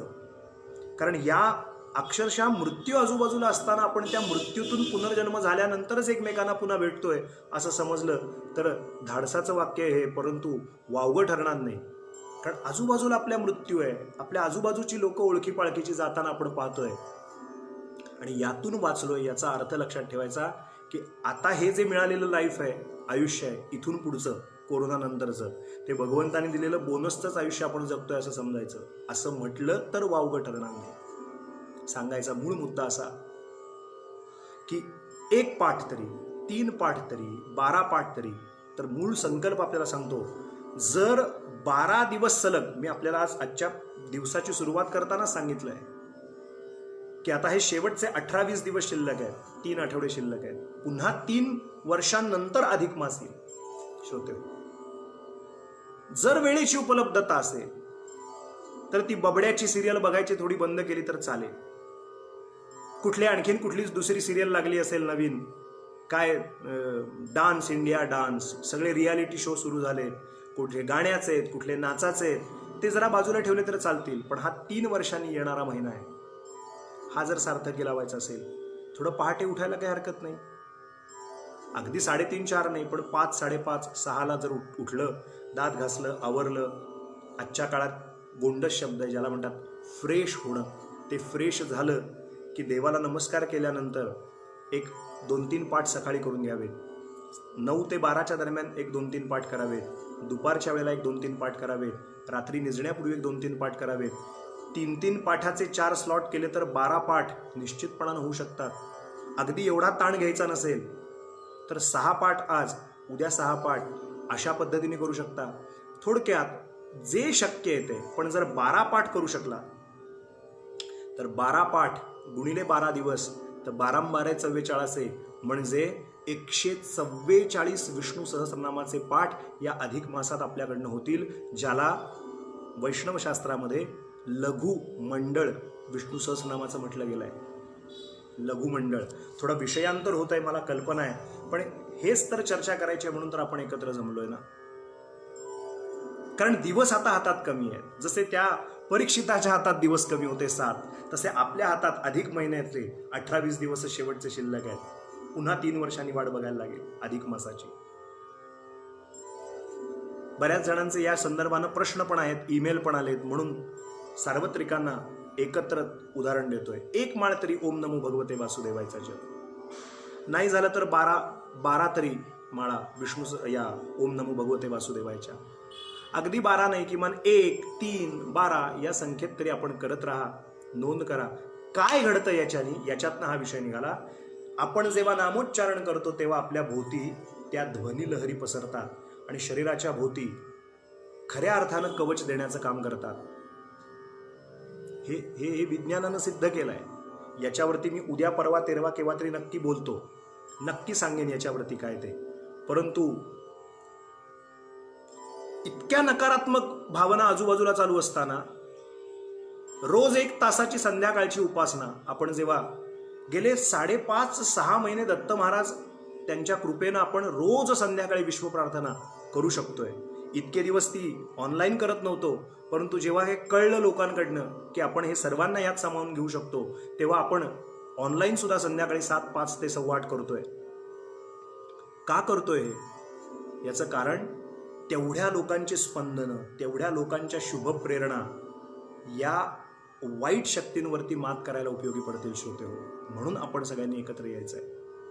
म्हणून आपण सर्वत्रांनी वैयक्तिक स्वरूपापासून सार्वत्रिक स्वरूपापर्यंत प्रयत्न करायचे. म्हणून हे दत्तबावन्य असेल, विष्णू सहस्रनाम असेल, घोर कष्टोद्धरण स्तोत्र असेल, मम चित्तम स्थिरीकुरु स्तोत्र असेल, काय आपण म्हणूया आणखीन सगळी ही स्तोत्र जी काय असतील, भजनं असतील, ओम नमो भगवते वासुदेवाय जप असेल, विष्णू सहस्रनाम स्तोत्र असेल, ही शुभ स्पंदनं तुमच्या माझ्या शरीराच्या भोवती पसरतात आणि कवचाचं काम करतात. हे अगदी निश्चितपणानं आहे, अगदी निश्चितपणानं आहे. लक्षात घ्या. आपण आपल्या आपल्या पद्धतीचा संकल्प करा आणि एक काहीतरी नियम नक्की करा की ह्या अधिक मासात उर्वरित दिवसात 1 तरी पाठ माझा विष्णू सहस्रनामाचा होईलच होईल.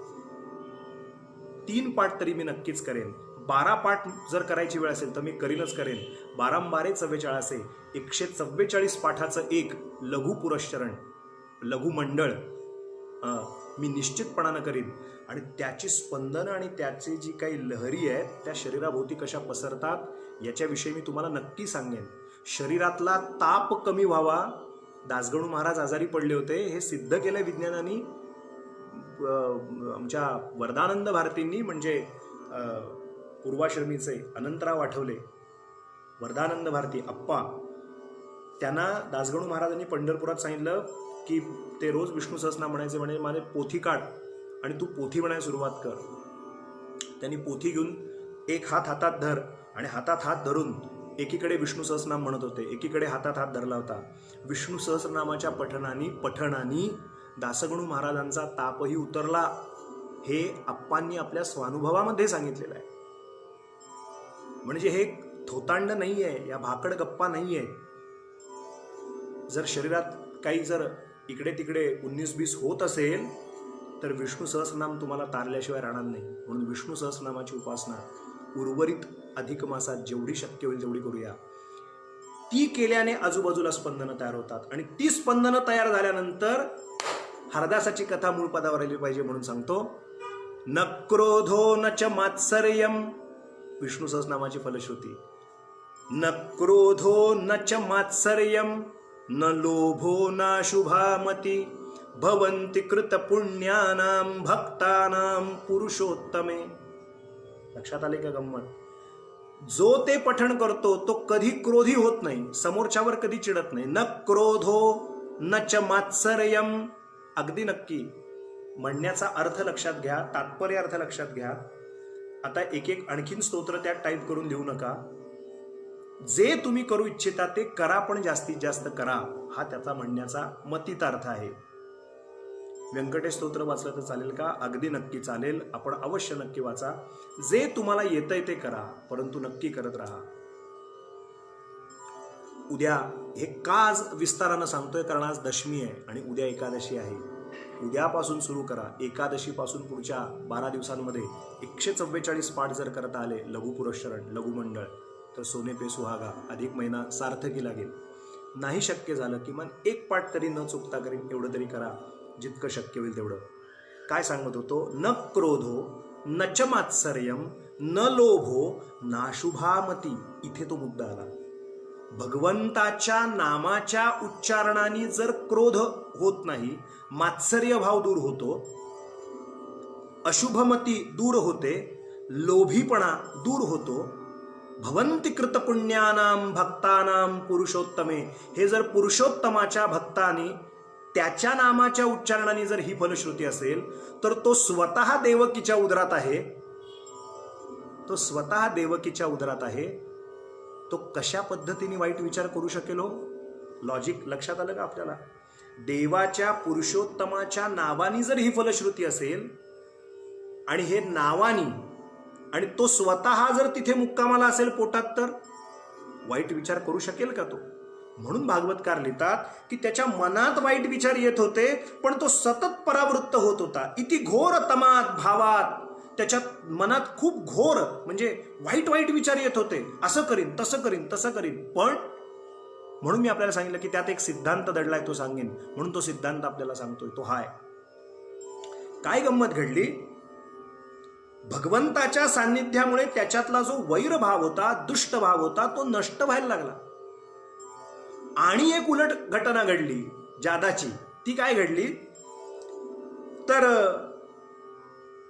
आमचे वामन पंडितांनी श्लोकात वर्णन करून ठेवले ना, आम्ही कीर्तनकार मंडळी सांगतो, अहो येता जाता उठत बसता कार्य करिता सदा देता घेता वदनी वदता ग्रास गिळिता घरी दारी शय्येवरी रती सुखाचे अवसरी समस्तांची लज्जा त्यजुनी भगवत चिंतन करी. सगळी स्तोत्र चालतील. आता निरनिराळी स्तोत्र किंवा हे सूक्त चालेल का, ते स्तोत्र चालेल का, असं विचारू नका कृपा करून. सगळं चालेल, जे चांगल्यात चांगले तेवढे करीत राहा, हा बोलण्याचा एकंदरीत मतितार्थ आहे. शब्दार्थ पकडू नका. शब्दार्थामध्ये मी बोलताना मगाशी म्हणालोच, दत्तभावानी म्हणा, घोरकष्टोद्धरण म्हणा, काय वाटेल ते म्हणा, तुम्हाला जे म्हणता येईल ते म्हणा, त्यातल्या त्यात काय म्हणा अधिक महिन्यात त्याविषयी मी बोलताना विष्णू सहस्रनामाविषयी बोललो बाबांनो. अन्य आता स्तोत्र हे चालेल का ते चालेल का आता विचारत बसू नका. सगळं जे येतंय ते म्हणत राहा. आता आणखीन काय सांगू सोप्या भाषेत. असो, मी सांगत काय होतो, अहो येता जाता उठत बसता कार्य करिता, सदा देता घेता वदनी वदता ग्रास गिळिता. वामन पंडित म्हणाले, नामस्मरण कसं करावं. घरी दारी शय्येवरी रती सुखाचे अवसरी, समस्तांची लज्जा त्यजुनी भगवत चिंतन करी. हा जो नामस्मरणाचा सिद्धांत सांगितला संतांनी तुम्हाला मला, हा सिद्धांत श्रीमद भागवतकार कंसाच्या बाबतीत लिहितात.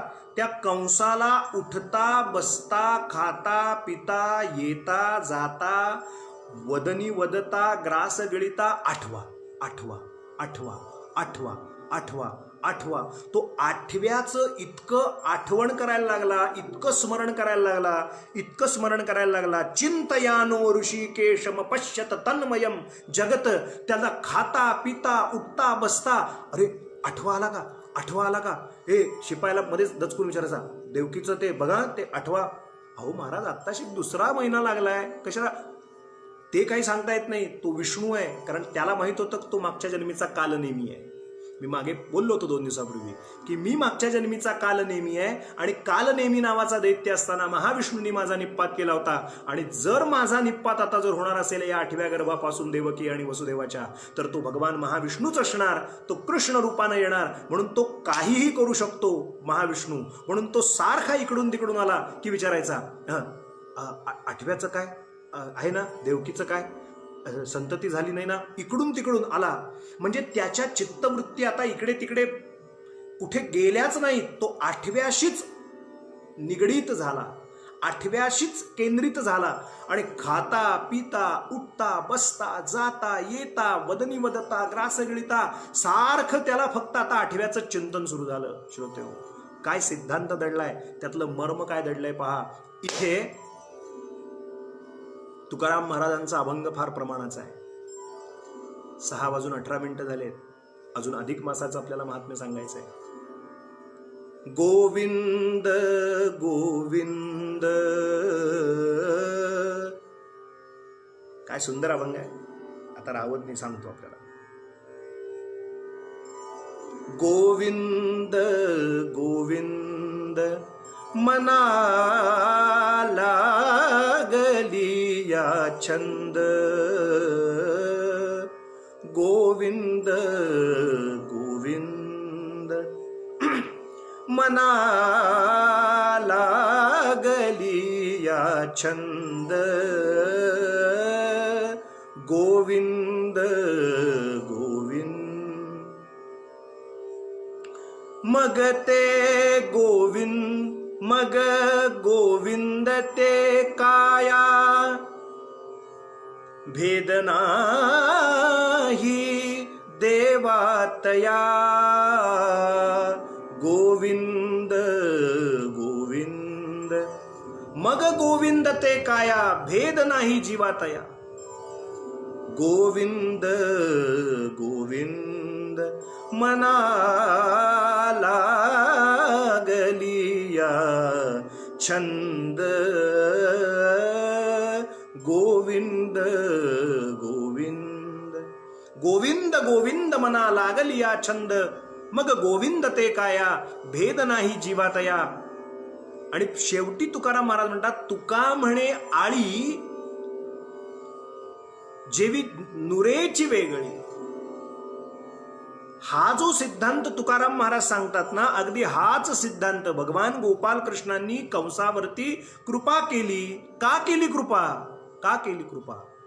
त्याला मारायला आले, अहो स्थूल कारण आहे, एकदम स्थूल कारण आहे, सोडून द्या, एकदम स्थूल कारण.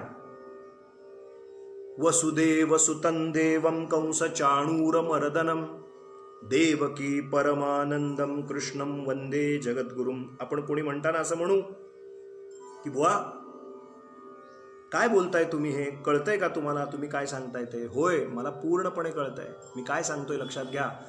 वसुदेव सुतं देवम. कोण आहे तो? कंस चाणूर मर्दनम. कंस चाणूर मुष्टिक ह्या सगळ्यांना मारायला तो आला. देवकी परमानंदम कृष्णम वंदे जगद्गुरुम. आनंदले मन प्रेमे पाजरती लोचना. अगदी बरोबर. तुका म्हणे आळी जेवी नुरेची वेगळी.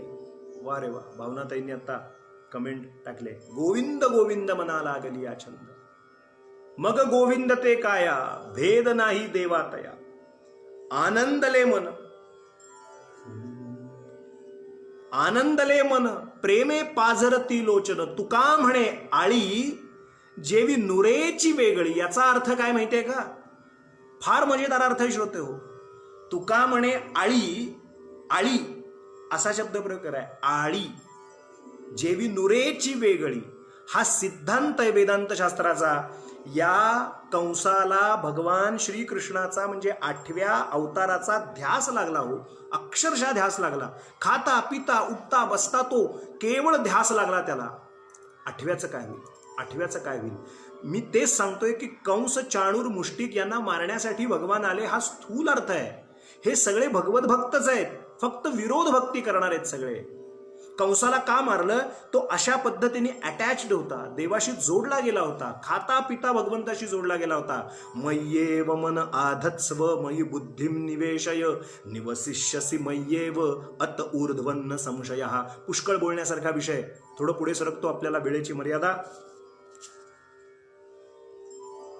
की तो तत्वज्ञान दृष्ट्या भगवंताशी एकरूप झाला होता आणि जो भगवंतापाशी आपली बुद्धी अर्पण करतो, आपलं मन भगवंताच्या ठिकाणी अर्पण करतो, आपले सर्व इंद्रिय मन बुद्धी चित्त वृत्ती अहंकार परमेश्वरापाशी अर्पण करतो, भगवान त्याचा उद्धार करायला जन्माला येतात. लक्षात घ्या, त्याचा उद्धार करायला भगवान येतात. मी हे माझ्या मनचं नाही सांगत आहे लोक हो, श्रोते हो. हे भागवतात काय ते मी आपल्याला सांगतो. भागवतकार म्हणतात चिंतयानो, चिंतन हा शब्द प्रयोग. चिंतयानो ऋषिकेश मपश्यत तन्मयं जगत. मपश्यत तन्मयं जगत म्हणजे तो तन्मय झाला. हा जो तन्मय शब्द आहे ना, हा मला फार महत्वाचा चर्चेचा वाटला म्हणून मी त्याच्यावर आता निरूपण करतोय. तो तन्मय झाला, एकरूप झाला, तल्लीन झाला. खाता पिता उठता बसता त्याला भगवंताचं ध्यान लागलं. तुका म्हणे आळी जेवी नुरेची वेगळी. याचा अर्थ आपल्याला सांगतो आणि पुढे सरकतो. आळी म्हणजे एक किडा आहे. वेदांत शास्त्र असं सांगतं की एक किडा आहे, त्याला भृंग कीटक न्याय असा न्यायशास्त्रातला एक सिद्धांत आहे. ते म्हणतात कोणी एक किडा, कश्चित कीट, हा एक कीट आहे, कीटक आहे, किडा आहे. तो काय करतो? एक आळी असते, आळी ती झाडाच्या सालीमध्ये आत बसलेली असते आणि तो किडा येतो, इकडून तिकडून येतो आणि तो त्या आळीला असं चोच मारतो किंवा त्याचं ते जे काय तीक्ष्णदार त्याचं जे काही तोंडाचा भाग असेल त्याने त्याला असं टोचतो किडा तो आणि बाहेर जातो. इकडे तिकडे फिरतो, इकडे तिकडे फिरतो आणि परत येतो आणि टोचतो, बाहेर निघून जातो. इकडे तिकडे परत फिरतो, परत येतो, त्याला टोचतो, परत बाहेर फिरायला जातो. हे सातत्यपूर्ण तो करत असतो. किडा त्या आळीला टोचत असतो. कोणाला? आळीला किडा टोचत असतो. गंमत काय होते माहितीये का? मजा काय होते माहितीये का? ही जी आत आळी असते ना, त्या आळीला आता त्या किड्याचा ध्यास लागतो. काय वेदांत शास्त्र काय सुंदर आहे पहा. तत्वज्ञान किती गोड आहे पहा. ती जी आळी आहे ना, त्या आळीला आता किड्याचा ध्यास लागतो. किडा किड्याचं काम करत होता, तो इकडून तिकडून येऊन टोचायचा, तो निघून जायचा. पण आता उलटा व्यत्यास सुरू झाला. आळीला किड्याचा ध्यास लागला आणि त्या आळीला सारखं असं वाटायला लागतं आतून की इकडून तिकडून तो किडा येईल मला मारेल, इकडून तिकडून तो किडा येईल मला मारेल, इकडून तिकडून तो किडा येईल मला टोचेल, इकडून तिकडून तो किडा येईल मला टोचेल, इकडून तिकडून तो. आता हे किती वेळा मी बोलू? हे असं सारखं त्या आळीला वाटत असतं असं सारखं त्या आळीला वाटत असतं. आणि जाता जाता जाता इकडे याची फिरून आल्यानंतर तो किडा टोच मारायला जातो. जाताना आत एकटा जातो, पण बाहेर येताना दोघे जण बाहेर पडतात. कारण आतल्या त्या आळीला आता पंख फुटलेले असतात आणि त्याचा नवीन किडा तयार झालेला असतो. आणि तो आतला किडा आणि जो बाहेरून त्या टोचायला गेलेला किडा, तो किडा आणि आतली आळी आता तीच किडा झालेली असते. आता ते दोघे मिळून बाहेर पडतात. आता आळीपणा राहत नाही. तुका म्हणे आळी जेवी नुरेची वेगळी न उरेची वेगळी. याचा अर्थ आता किड्या आळीपणा तिच्या शिल्लक राहत नाही. हे सिद्धांत संतांनी आपल्याला, तुम्हाला, मला झोपेतनं जागे करण्यासाठी, उठा लेकानो उठा, बघा, वाचा, काय लिहिलंय ते एकदा वाचा तरी वाचा. किती तळमळ आहे संतांच्या शब्दांमध्ये पहा. गोविंद गोविंद मना लागलिया छंद, मग गोविंद ते काया भेद नाही देवातया. आनंदले मन प्रेमे प्रेमे पाझरती लोचन. आणि तुका म्हणे आळी, आळी म्हणजे हे आता आळीचं उदाहरण सांगितलं, जेवी नुरेची वेगळी, जी त्या किड्याहून आता वेगळी शिल्लकच राहत नाही, अस्तित्वच राहत नाही, ती किडा होऊन जाते. का किडा होते याचं उत्तर वेदांत शास्त्र सांगतं. त्या आळीला किड्याचा ध्यास लागतो आणि ध्यास लागता लागता लागता तिचं केव्हा ते स्वरूप प्राप्त झालं ते तिचं तिला कळत नाही आळीला. अगदी तसंच जीवाला गोविंद गोविंद गोविंद, नारायण नारायण नारायण, दत्त दत्त दत्त, राम राम राम, कृष्ण कृष्ण कृष्ण कृष्ण असा ध्यास जेव्हा लागतो तेव्हा गोविंद गोविंद मना लागलिया छंद, मग गोविंद ते काया भेद नाही देवातया. देवात आणि त्याच्यात भेद नाही. आनंदले मन, मग नामस्मरण करायला लागलं, भजन गायला लागलं की डोळ्यातनं अश्रुधारा सुरू होतात. आनंदले मन प्रेमे पाझरती, प्रेमानं डोळे पाझरतात. व्यवहारातल्या प्रपंचातल्या गोष्टींमुळे डोळे पाझरत नाही. पॉइंट शुड बी नोटेड, मुद्दा लक्षात घ्या. व्यवहारातल्या कथा सांगून असं झालं हो, तसं झालं हो, असं नाही. व्यवहारातल्या गोष्टी सांगून रडारडी नाहीये. देवाच्या स्मरणाने डोळे मिटावेत. बसलोय लांब इंदोरला, बसलोय लांब कुठेतरी भुसावळला, जळगावला, मुंबईला, पुण्याला, आणि डोळे मिटल्यानंतर नृसिंहवाडीच्या मनोहर पादुकांचं स्मरण झालं. आहात त्या ठिकाणांहून तुमच्या डोळ्यातनं जर पाणी यायला लागलं, समजायचं तुम्ही शरीराने वाढीत नाही आहात, पण मनाने वाडीच्या पादुकांच्या पुढेच आहात. आनंदले मन प्रेमे पाझरती लोचन, तुका म्हणे आळी जीवे जेवी नुरेची वेगळी. गोविंद गोविंद मना लागलिया छंद, मना लागलिया छंद. देह कुठे का असू दे हो, खाता पिता उठता बसतात, त्याला अनुसंधान असं गोंदवलेकर महाराज फार छान शब्द वापरतात.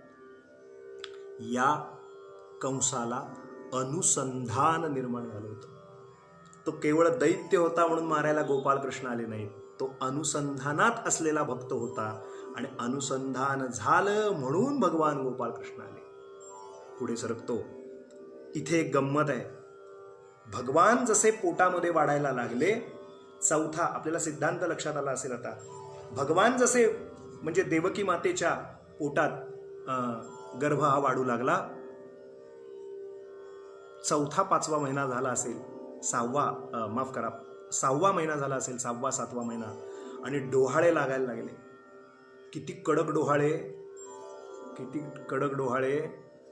ते आम्ही गमतीने सांगताना सांगतो ना की पूर्वीच्या काळात एक 10-15 वर्षापूर्वी, आता तर सगळं फॅशन म्हणून आहे, पण 10-15-20 वर्षापूर्वी विवाह झाल्यानंतर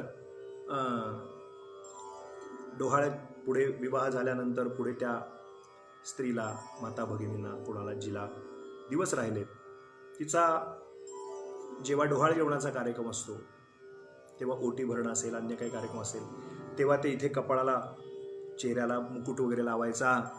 15-20 वर्षापूर्वीच्या जुन्या घरात फोटो, प्रत्येकाच्या घरात असे फोटो असते, ते दागिने घातलेले आहेत, धनुष्यबाण हातात घेतलाय आणि असे हातात तलवार घेतले, झोपाळ्यावर बसलेत, आणि ते असे काहीतरी फोटो डोहाळे जेवणाचे काढून ठेवलेले.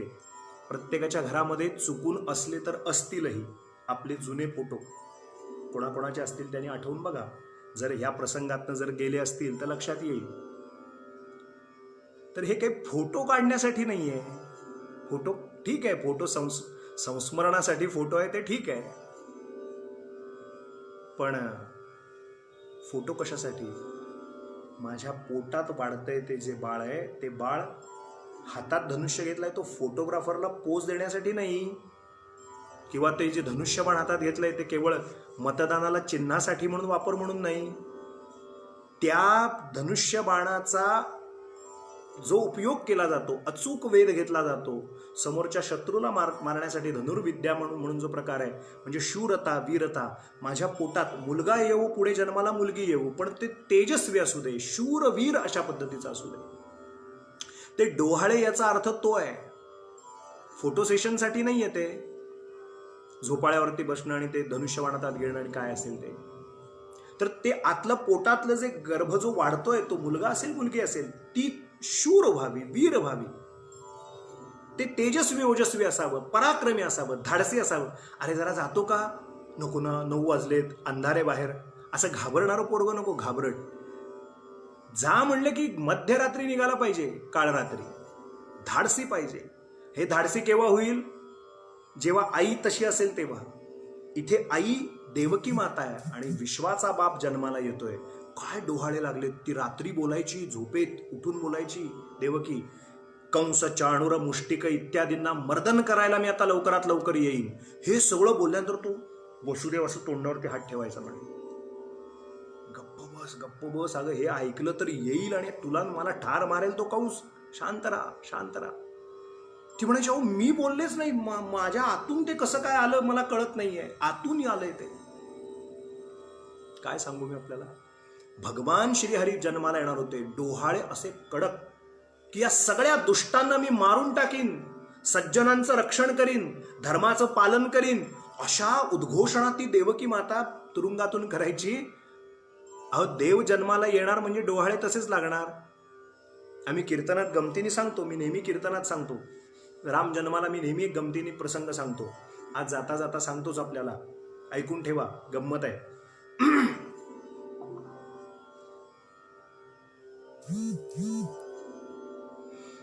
एकदा एका गावात एक कीर्तनकार बुवा कीर्तनाला गेले.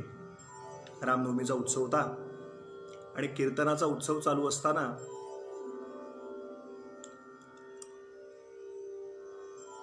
छान कीर्तनं चालू होती. 3-4 दिवस कीर्तन झाली, 9 दिवसाची कीर्तनं, आणि 3-4 दिवसाचा कीर्तनाचा भाग झालेला. आणि त्या घरामध्ये जो मुलगा होता, आता जिथे मुक्कामाची व्यवस्था, जेवणा खाण्याची व्यवस्था, तो एक लहान पोरगा होता, 1-1.5 वर्षाचा, 2 वर्षाचा. जुने कीर्तनकार सांगायचे कीर्तना, तो एकदम त्याची बंदूक असते ना मोठी, पूर्वी रायफल असायची, रायफल घ्यायचा आणि त्याला असं एक बटन असायचं बघा, सेल लावले, त्याचं बटन दाबलं, ड्रर अशी रायफलच्या गोळ्या एरवी जशा खऱ्या येतात तसा तो आवाज त्या प्लास्टिकच्या ह्याच्यातनं येतो. ते बुवा नेमके जे होते ते समोर असं चहा प्यायला, ज्यांच्या घरात व्यवस्था होती चहा प्यायला म्हणून बसले. तो पोरगा इकडनं, त्याला काय माहिती आहे कीर्तनकार बुवा आहेत आणि काय आहेत, त्याला आपले कोणतरी काका बसले, त्यांनी एकदम ती बंदूक, बुवा ड्रर गोळी मारायला सुरुवात केली. त्या बुवाला असं वाटलं आहे बंदूकच, पण ती चहा पिताना त्यांनी कप बशी, अरे पोरा असं काय करतोस. तेव्हा समजूत काढली. दुपारी जेवायला कीर्तनकार बसले, इकडून तिकडून आला की तो पोरगा झाला, बुवा बुवा ड्रर, ते सारखं बुवांच्या वरती, त्या आल्या गेल्यांच्या वरती सारखा तो आपला बंदूक खेळायचा, बंदूक उगारायचा आणि ते असं खेळ खेळायचा.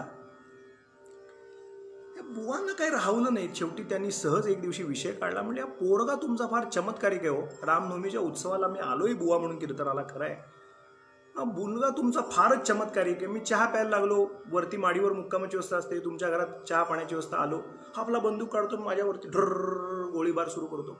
जेवायला बसलो की आपलं, जरी खोटं असलं तरी हे असं काय करतो सारखं, बरं मलाच करत नाही, आणखीन कोणी आला त्याला करतो. एवढं तो कीर्तनकार बोलल्यानंतर ती जी आई होती ना आतली, ती अशी लाजली आणि आत गेली. मग तिचा जो नवरा होता तो बाहेर आला. तो म्हणाले, बुवा तो केवळ तेवढंच नाही म्हणत, मग तो गोळीबार का करतो माहितीये का. त्याचं कारण असं आहे, हा जिन्नस जेव्हा पोटात होता तेव्हा आमच्या सौंनी 16 वेळा शोले नावाचा पिक्चर पाहिला. 16 वेळा शोले पाहिल्याचा परिणाम त्याच्यात झालेलं रायफलिंग, ते हातात खेळणं दिलं की तो जो माणूस बघतो त्याला डर गोळ्याच मारायला सुरुवात करतो. आपण जे जे पाहतो, जे जे अनुभवतो, तशी तशी संतती होते. हे 7व्या महिन्यापासून जीव प्रविष्ट झाल्यानंतरच्या या गोष्टी घडतात, लक्षात घ्या. भगवान श्रीकृष्ण परमात्मा, विष्णू, नारायण, पुरुषोत्तम, तो पोटात होता. इथे निराळी आवश्यकता नव्हती. गर्भसंस्काराचा विषयच वेगळा. इथे तर चमत्कार असा झाला की तिचे कडक डोहाळे पाहिल्यानंतर आता आतून अशी एकीकडे उर्मी येते की या अगदी खरंय, जगाला सांभाळणारा, तारणारा, उद्धार करणारा परमपिता परमेश्वर जन्माला येतोय आणि तो माझ्या पोटी वाढतोय, याचा अभिमान एकीकडे वाढतोय. देवकी मातेला आनंदी आनंद झाला. या ठिकाणी 6व्या-7व्या महिन्यात भगवान आल्यानंतर अदृश्य रूपाने तुरुंगामध्ये कोण कोण उपस्थित झालं तेवढं मी आपल्याला सांगतो. अदृश्य रूपाने भगवान शंकर, ब्रह्मदेव, नारदादी ऋषी आणि अनेक अनेक लोक अदृश्यातनं आले आणि ते भगवान श्री विष्णूंची जे पोटात वाढतायत देवकी मातेच्या, त्यांची स्तुती करायला लागले. या देवांनी केलेल्या स्तुतीसाठी श्रोते हो 16 श्लोक श्रीमद भागवतात खर्च केलेत. 1-2 नव्हे, 16 श्लोक श्रीमद भागवतकारांनी श्लोक वर्णन केलेत. यातला मी एक श्लोक फक्त आपल्याला सांगून आत्ता थांबतो. सगळे सांगत नाहीत, एकाची फक्त सुरुवात करून देतो आपल्याला आणि इथे 2रा अध्याय पूर्ण होतो. श्रीमद भागवताच्या दशमस्कंदाचा 2रा अध्याय. इथून स्तुती सुरू होते आणि 16 श्लोक सलग देवदेवतांनी अदृश्य रूपाने, भगवान शंकर पण आलेत, ब्रह्मदेव पण आलेत, सर्व देवदेवता आल्यात. ब्रह्मा भवश्च तत्रैत्य मुनिभिर नारदाधिभिः, नारद सगळीकडे असतात, नारद सुद्धा अदृश्यातनं तिथे आलेत. देवै सानुचरै साकम गिरभिर वृषण मैडनम, मैडनम म्हणजे स्तुती सुरू केली देवदेवतांनी. आणि ती स्तुती काय केली, ती या पुरुषोत्तम मासात भगवान श्रीकृष्ण म्हणजे विष्णूच आहेत ते, पण ते पुरुषोत्तम म्हणजे गोलोकात विष्णू तत्वाच्या वरचं तत्व, म्हणजे एकदम उच्च अशी स्थिती, पुरुषोत्तम. त्यांची स्तुती करताना ते म्हणतात, एकायनासौ द्विफल स्त्रीमूल चतुरसः पंचविद षडात्मा सप्तत्वगष्ट विटपो नवाक्षो दचच्छदी द्विखगो द्यादिवृक्षः. गोपाल कृष्ण भगवान की जय. इथे गीतेचा 15वा अध्याय कोणाकोणाला येतो? पुरुषोत्तम योग असं त्याचं नाव आहे ना. त्या गीता आणि भागवत कसे एकमेकांना मेळ खातात याचा लक्षात घ्या. देवदेवतांनी केलेली जी स्तुती आहे त्या स्तुतीचं वर्णन करताना श्रीमद भागवताच्या श्लोकाचा आधार इथे आत्ता घ्यायचा. पण 15व्या अध्यायाचा पहिला श्लोक आहे, ऊर्ध्वमूल मधशाखम अश्वत्थम प्राहुरव्ययम छंदांसी यस्य पर्णानि यस्तं वेद स वेदवित अधश्चोर्ध्वं प्रसृतास्तस्य शाखा गुणप्रवृद्धा विषयप्रवालाः अधश्च मूलान्यनुसंततानि कर्मानुबंधीनि मनुष्यलोके. आहे ना वर्णन 15व्या अध्यायात. जाता जाता सांगतो, हा पुरुषोत्तम मास आहे. किमान 15वा अध्याय जरी आपण रोज नेमात एक ठेवलात तरी सुद्धा चालण्यासारखा आहे. याच्यामध्ये जे वर्णन केलं पहिल्या 2 श्लोकात ते श्रीमद भागवतात वर्णन केलं. भागवतकार म्हणतात म्हणजे त्या सगळ्या देवदेवता गर्भात असलेल्या भगवंतांना विनंती करताना म्हणतात, देवा एकायनंसौ द्विफल स्त्रीमूल. ते म्हणाले हा जो संसार आहे ना, हा संसार रूपी सनातन वृक्ष आहे. त्या देवदेवता स्तुती काय करतायत, ही भागवताची सौंदर्य स्थळ आहेत. जन्म आपल्याला माहितीच आहे, कथा आपल्याला माहितीच आहे, परंतु त्यातल्या मजा काय काय आहे. देवदेवतांनी स्तुती केली 5व्या-7व्या महिन्यात भगवान पोटात असताना, ती काय केली हे नको का श्रवण करायला. भगवान सगळ्या देवदेवता स्तुती करताना म्हणतात, देवा हा संसार रूपी एक सनातन वृक्ष आहे. एक प्रकृती ही वृक्षाचा आधार आहे आणि सुख दुःख ही या संसार सनातन वृक्षाला लागलेली 2 फळं आहेत. एकायनंसौ द्विफल स्त्री मूल. इथे एक स्त्री म्हणजे जी प्रकृती आहे ती या वृक्षाचा आधार आहे. आणि या वृक्षाची दोनच फळं आहेत. दोन फळं म्हणजे काय? द्विफल स्त्रीमूल, दोन फळं आहेत या संसार सनातन वृक्षाला. ती कुठली आहेत? एक सुख, एक दुःख. काय तत्वज्ञान दडलंय लोक हो, जाणून घेण्यासारखा विषय. पुढे ते म्हणतात सुख दुःख ही दोन फळं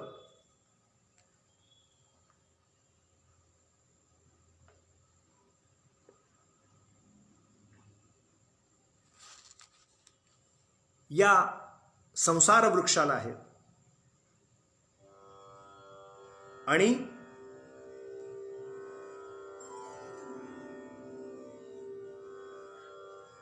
सत्वरजतम चतुस्रश पंचविध षडात्मा म्हणजे सत्वरजतम ही ती त्या सनातन वृक्षाची तीन मुळं आहेत. सत्वरजतम ही धर्म अर्थ काम मोक्ष हे जे चार आहेत ना, हे चार रस आहेत त्या वृक्षाचे. सनातन वृक्षाचे चार रस कुठले आहेत? तर धर्म अर्थ काम मोक्ष हे चार रस आहे. चतुर्रस पंचविध षडात्मा. पंचविध म्हणजे काय? तर चार रस धर्म अर्थ काम मोक्ष रूपाने आहेत. कान, त्वचा, नेत्र, जीभ आणि नाक हे पंचविध त्याला जाणणारे आहेत त्या सनातन वृक्षाला. देवा इतकंच नव्हे तर उत्पन्न होणे, स्थिर असणे, वाढणे, बदलणे, क्षय होणे आणि नाश पावणे म्हणजे काय म्हणूया, उत्पद्यन्ते जन्माला आला, वाढला, थोर झाला, आणखीन पुढे गेला, बदलला, क्षय झाला, नष्ट झाला. या ज्या 6 अवस्था सांगून ठेवल्या वेदांत शास्त्रांनी, या सगळ्या त्या सनातन वृक्षाला होत असतात. हे त्याचे 6 स्वभाव आहेत त्या सनातन वृक्षाचे. इतकंच नव्हे तर रस, रक्त, मांस, मेद, अस्थि, मज्जा आणि शुक्र हे सप्त रस, त्या रसांनी युक्त तो सनातन वृक्ष आहे. आणि देवा त्याच्या साली ज्या आहेत त्या या सप्तरस म्हणजे या सप्त साली त्या वृक्षाच्या आहेत, सनातन वृक्षाच्या आहेत. पंचमहाभूत मन, बुद्धी, अहंकार. पंचमहाभूत पृथ्वी, आप, तेज, वायू, आकाश ही पंचमहाभूत. त्याच्यानंतर मन, मग बुद्धी आणि मग अहंकार. या 8 फांद्या या संसार वृक्षाला आहेत. इतकंच नव्हे तर भगवंता मुख, डोळे, कान, नाक, गुद आणि शिश्न ही म्हणजे जननेंद्रिय ही 5 ही सगळी मिळून 9 द्वार म्हणजे या संसार वृक्षाच्या या 9 ढोली आहेत म्हणजे जागा आहेत. आणि प्राण, अपान, व्यान, उदान, समान, नाग, कूर्म, कुकल, कृकल, देवदत्त आणि धनंजय हे 10 प्राण ही याची 10 पानं या संसार वृक्षाची सांगून ठेवलेली आहेत. अशा संसार वृक्षावरती 2 पक्षी बसले भगवंता. एक आहे तो जीव आणि दुसरा आहे तो ईश्वर. हे 2 पक्षी आहेत. आता ही स्तुती देवदेवतांनी सुरू केली आहे. ती नेमकी पुढे काय काय झाली ती मी आपल्याला उद्या सांगतो. देवदेवतांनी स्तुती केली आणि याच्यानंतर मग ती स्तुती झाल्यानंतर मग 3ऱ्या अध्यायामध्ये उद्या गोपाल कृष्णांचा जन्म साजरा करायचा आहे. उद्याच्या कथेमध्ये आपण आपल्या घरी शक्य असेल तर एखाद दुसरं फूल हातात घेऊन ठेवा. जेव्हा केव्हा उद्याच्या कथेमध्ये नामोच्चार होईल, गोकुळात भगवंतांचा जन्मोत्सव झाला तो 5व्या अध्यायात आहे श्रीमद भागवताच्या. पण उद्या 3ऱ्या अध्यायात भगवंतांचा प्रादुर्भाव म्हणजे भगवान प्रकट झाले तो खरा कृष्ण जन्म उद्या आपण आपापल्या घरी आहे त्या ठिकाणी साजरा करूया. आम्ही आमच्या घरी करतो, आपण आपापल्या घरी करा. आणि त्यावेळेला जय जयकार करताना जर एखाद दुसरं पुष्प असेल तर ते हातात, तुळशीपत्र असेल तर ते काढून आपल्या गोपाल कृष्णाच्या चरणी घरात किंवा आपल्या समोरच्या अधिष्ठानापुढे अर्पण करा. एखादा फोटो असेल फोटोला अर्पण करा. आज इथेच थांबूया. आता श्रीमद भागवताची कथा इथे थांबली. आता मी आपल्याला अधिक मासातला 8वा जो अनारसा आहे तो आपल्याला सांगतो. एकदा गजर करूया. श्री कृष्ण गोविंद हरे मुरारे, हे नाथ नारायण वासुदेव, जिह्वे पिबस्वामृतमेत देव, गोविंद दामोदर माधवेती, गोपाल कृष्ण भगवान की जय. हा जो संसार वृक्ष आहे याच्याविषयी उद्या बोलूया. अगदी बरोबर आहे. कठोपनिषदामध्ये या दोन पक्षांचा दृष्टांत आहे. एक जीवात्मा, एक शिवात्मा. ही सगळी स्तुती मी सांगत बसणार नाहीये, माझा मूळ विषय आत्ताचा तो नाहीये, पण त्याची डेप्थ, त्याची खोली किती आहे पहा, की त्या सगळ्या देवदेवता म्हणून गर्भातल्या, देवकीच्या गर्भातल्या भगवंताची स्तुती. काय सुंदर हे सौंदर्य स्थळ आहेत भागवतातली. त्याच्यानंतर स्तुती काय केली ती आपण ऐकू. उद्या देवांचा प्रादुर्भाव कसा आहे त्याविषयी चर्चा करू. आज इथेच थांबू. पुरुषोत्तम भगवान की जय. आपल्याला दृढधन्वा राजाची गोष्ट सांगत होतो. त्या दृढधन्वा राजा सुखोपभोगात होता आणि मग त्याला सुख अवस्थेत असताना शुकरूपानं येऊन सावध हो सावध हो सावध हो म्हणून सावध केलं गेलं. त्याला तो ध्यास लागला. त्याने वाल्मिक ऋषींना बोलावलं. वाल्मिक आणि दृढधन्वा राजा, ही अधिक मासाची आता गोष्ट सांगतोय आपल्याला, त्या दोघांची गाठभेट झाली आणि राणी गुणसुंदरी आणि दृढधन्वा एकत्र बसलेत. दोघांच्या चर्चा झालेली आहे आणि ती चर्चा झाली असताना ते म्हणाले, तुला मागच्या जन्मीची गोष्ट सांगतो. आणि ती मागच्या जन्मीची गोष्ट सांगताना, तू मागच्या जन्मात सुदेव नावाचा ब्राह्मण होतास आणि तुझी ही गुणसुंदरी गौतमी होती, तिचं नाव गौतमी होतं आणि द्रविड देशात ताम्रपर्णी नदीच्या काठी तुम्ही दोघे आश्रमात राहत होतात. तुम्हाला संतती नव्हती आणि मग ती गोष्ट आपल्याला सांगितली 7वा अनारसा. मग त्यानंतर यांना एक संतती होते. तो कमी वयाचा असतो, परंतु तो गरुडाच्या कृपेमुळे जन्माला येतो पुढे आणि संतती होते. त्याचं नाव शुकदेव असं ठेवलं गेलं. हे कोण सांगतंय? वाल्मिक ऋषी गुणसुंदरीला आणि त्या गुणसुंदरीला आणि दृढधन्वा राजाला त्यांच्या मागच्या जन्मीची गतजन्मीची गोष्ट. ते म्हणतात, जेव्हा तुम्ही सुदेव ब्राह्मण तू आणि गौतमी म्हणून तू मागच्या जन्मी पती पत्नी होतात, तेव्हा शुकदेव तुमच्या मुलाचं नाव तुम्ही ठेवलं. त्याची मुंज झाली, हुशार होता आणि त्याच्या मुंजीच्या वेळेला देवल नावाचे मुनी त्या ठिकाणी आले आणि त्या देवल मुनींनी एकीकडे आनंद व्यक्त केला आणि एकीकडे दुःख. त्यांनी विचारलं, काय झालंय ते आम्हाला सगळं सांगा. तेव्हा उत्तर दिलं की तुमचा मुलगा खूप विद्वान होईल, खूप ज्ञानी होईल, पंडित होईल, पण त्या पणच्या पुढचं वाक्य फार महत्वाचं आहे, तो अल्पायुषी आहे. हे शब्द ऐकले. इथपर्यंत 7वा अनारसा मी आपल्याला सांगितला होता, 7वी गोष्ट सांगितली होती. कालच्या दिवशी खंड पडला नाना आजोबांच्या आकस्मिक निधनामुळे. आपला तो विषय नसल्यामुळे काल आपण सांगितलं नाही. आज 8वा अनारसा मी आपल्याला त्याला जोडून पुढची गोष्ट सांगतोय थोडक्यात. देवल मुनी त्यांनी शुकदेवाचं सगळं वर्णन सुरू केलं. हा सर्व गुण संपन्न आहे, हा खूप विद्वान होईल, पण 12व्या वर्षी हा पाण्यात बुडून मरेल, याचा मृत्यू अटळ आहे. 12व्या वर्षी याचा मृत्यू आहे. जे काही भविष्य वार्ता होती ती सांगितली आणि देवल मुनी निघून गेले. सुदेव तर धाडकन जमिनीवर खाली पडला. तो म्हणला, मला तर पुत्राची इच्छा, पुत्र कामना होती, म्हणजे संतती कामना होती. पुत्र तर मला झालाय, पण तो अल्पायुषी मरणार. मग मी जे पाणी पिऊन जे विष्णूंची आराधना केली ते व्रत वायात जाणार. या ठिकाणी वाल्मिक सांगतायत गुणसुंदरीला आणि त्या दृढधन्व्याला, तुझ्या मागच्या जन्मात तुझी ही पत्नी गौतमी तुझं सांत्वन करू लागली. ती म्हणते, हे पहा, या जगातली व्यावहारिक सत्तेतली कुठलीही गोष्ट कधी कुठल्याही व्यक्ती, वस्तू, पैसा माणसाला समाधान देत नाही. आपल्याला नव्हतं त्यापेक्षा आपल्याला संतती झाली, हे काय कमी आहे का परमेश्वर कृपेने? तुम्ही उद्याचं काहीतरी वाईट होणार आहे हे लक्षात घेऊन आजचा वर्तमान काळ का धोक्यात आणताय? किती सुंदर सांत्वन गौतमीनं सुदेव ब्राह्मणाचं केलं.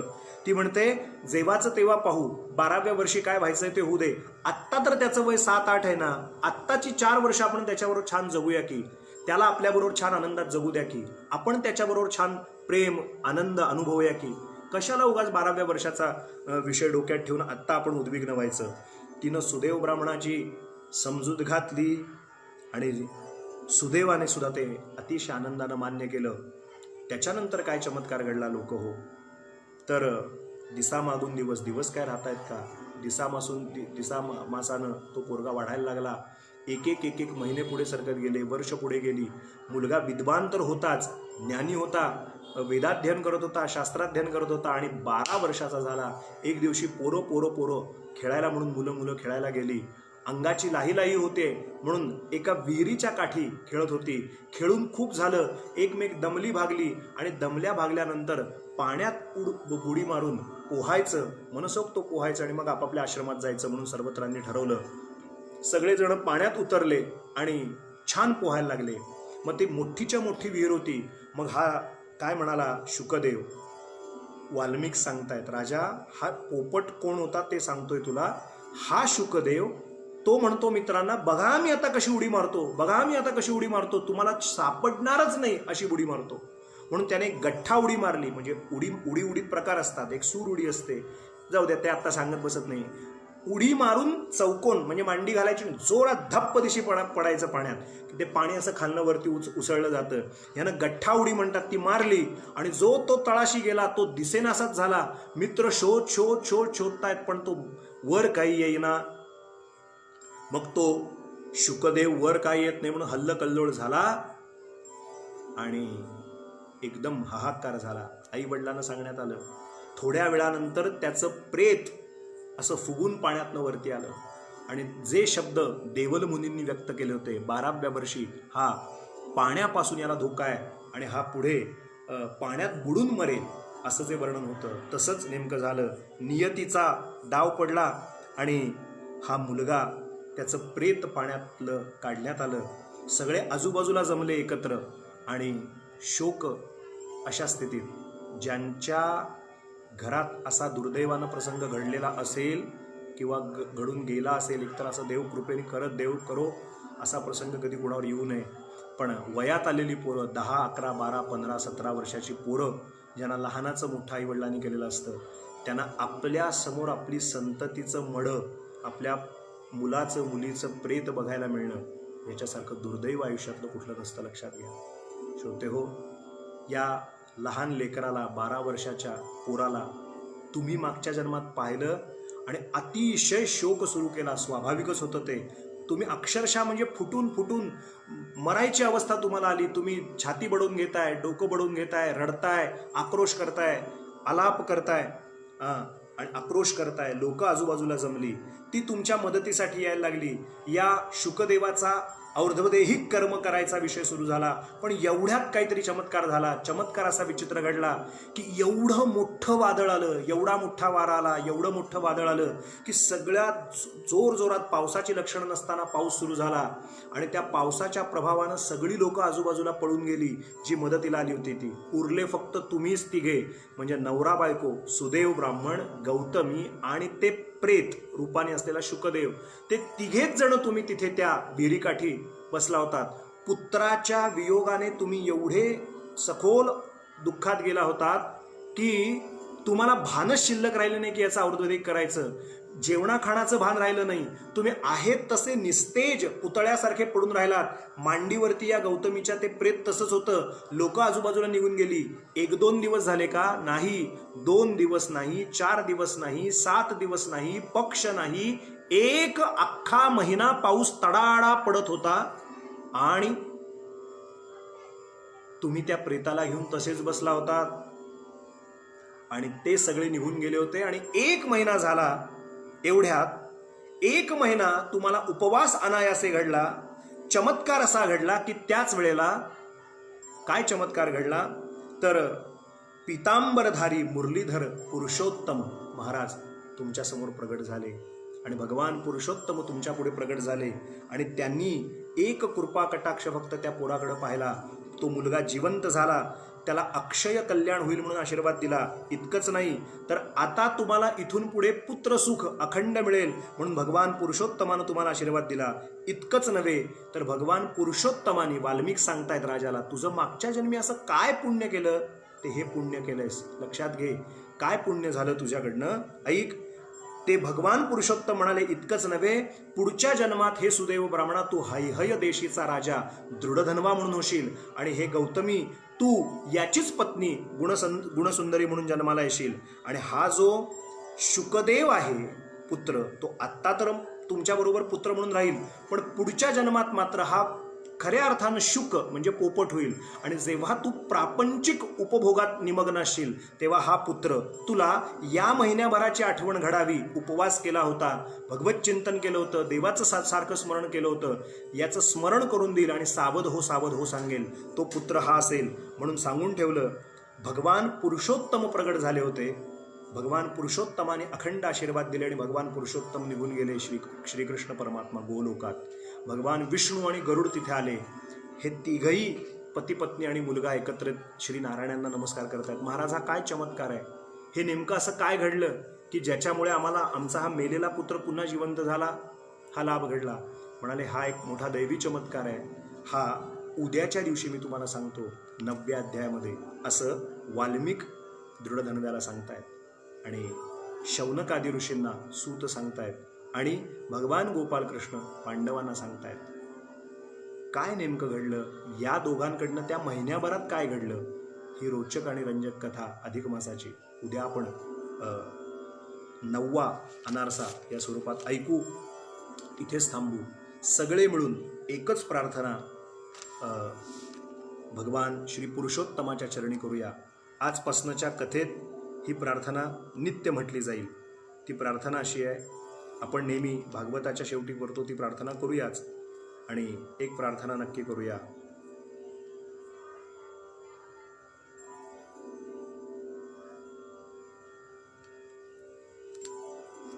अवधूत चिंतन श्री गुरुदेव दत्त. भवे भवे यथा भक्तिः, भवे भवे यथा भक्तिः, पादयोस्तव जायते, पादयोस्तव जायते, तथा कुरुष्व देवेश, तथा कुरुष्व देवेश, नाथस्त्वन्नो यतः प्रभो, नाथस्त्वन्नो यतः प्रभो, नाम संकीर्तनं यस्य, नाम संकीर्तनं यस्य, सर्वपापप्रणाशनं, सर्वपापप्रणाशनं, प्रणामो दुःखशमनः, प्रमाणं दुःखशमनः, तन्नमामि हरिं परम्, तन्नमामि हरि हरिं परम. गोपाल कृष्ण भगवान की जय. अनायासेन मरणं विना दैन्येन जीवनं, देहांते तव सान्निध्यम देहि मे पुरुषोत्तम. ही प्रार्थना आजपासून आपण करायची की देणार असशील तर अनायासे मरण दे, विना दैन्येन जीवन दे आणि देहांत जेव्हा केव्हा होईल तेव्हा तुझ्या चरणारविंदी सान्निध्य दे, देहि मे पुरुषोत्तम. ही प्रार्थना. नारायणा बदरी पते हृदयी रहा परमेश्वरा, पुरुषोत्तमा तव भक्ती दे नमितो तुला जगदीश्वरा. पंचतात्विक देह धरुनी डुंबतो जगदांतरी, खंत नाही खेद नाही भुलवितो मी अंतरी. मग चित्त कैसे तव स्वरूपी गुंतले विषयांतरा, पुरुषोत्तमा तव भक्ती दे नमितो तुला जगदीश्वरा. नारायणा बदरी पते हृदयी रहा परमेश्वरा, पुरुषोत्तमा तव भक्ती दे नमितो तुला जगदीश्वरा. ही वासना जगतातली सुखवी जीवाला सर्वदा, तव शंख चक्रा विनवितो रे पार करी भवसागरा. निज नाम नौकी बसवुनी दे मार्ग सुख कर मुक्तीचा, तव भक्ती दे नमितो तुला जगदीश्वरा.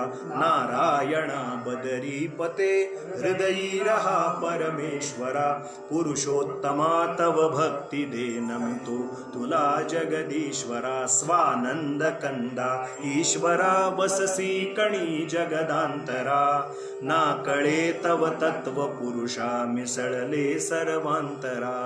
दृष्टी देवुनि तव स्वरूपी शांतवी करुणा करा, पुरुषोत्तमा तव भक्ती दे नमितो तुला जगदीश्वरा. नारायणा पुरुषोत्तमा तव भक्ती दे नमितो तुला जगदीश्वरा. पुष्प जीवन उधळुनी घे तूच तुझला श्रीहरी, शक्ती भक्ती मुक्ती अवघी विलसते तव अंतरी. भक्ती गंगे बुडवुनी मग तृप्त करी शारंधरा, पुरुषोत्तमा तव भक्ती दे नमितो नारायणा बदरीपते हृदयी राहा परमेश्वरा पुरुषोत्तमा तव भक्ती दे नमितो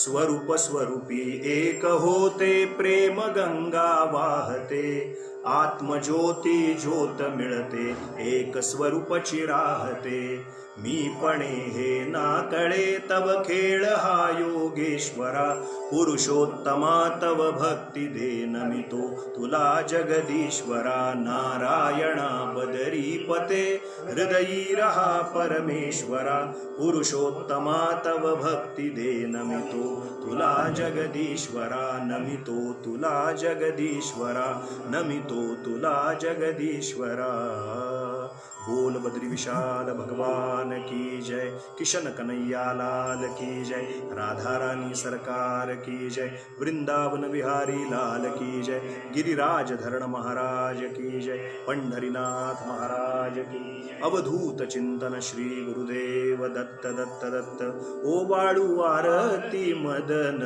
गोपाळा ओ वाळू आरती मदन गोपाळा श्याम सुंदर गळा वैजयंती माळा ओवाळू आरती मदन गोपाळा चरण कमल ज्याचे अति सुकुमार चरण कमल ज्याचे अति सुकुमार ध्वज वज्रांकुश ब्रीदाचे तोडर ओवाळू आरती मदन गोपाळा ओवाळू आरती मदन गोपाळा नाभी कमल ज्याचे ब्रह्मयाचे स्थान हृदयी पदक शोभे श्रीवत्सलांछन ओवाळू आरती मदन गोपाळा मुख कमल पाहता सूर्याची या कोटी वेधियले मानस हरपली दृष्टी ओवाळू आरती मदन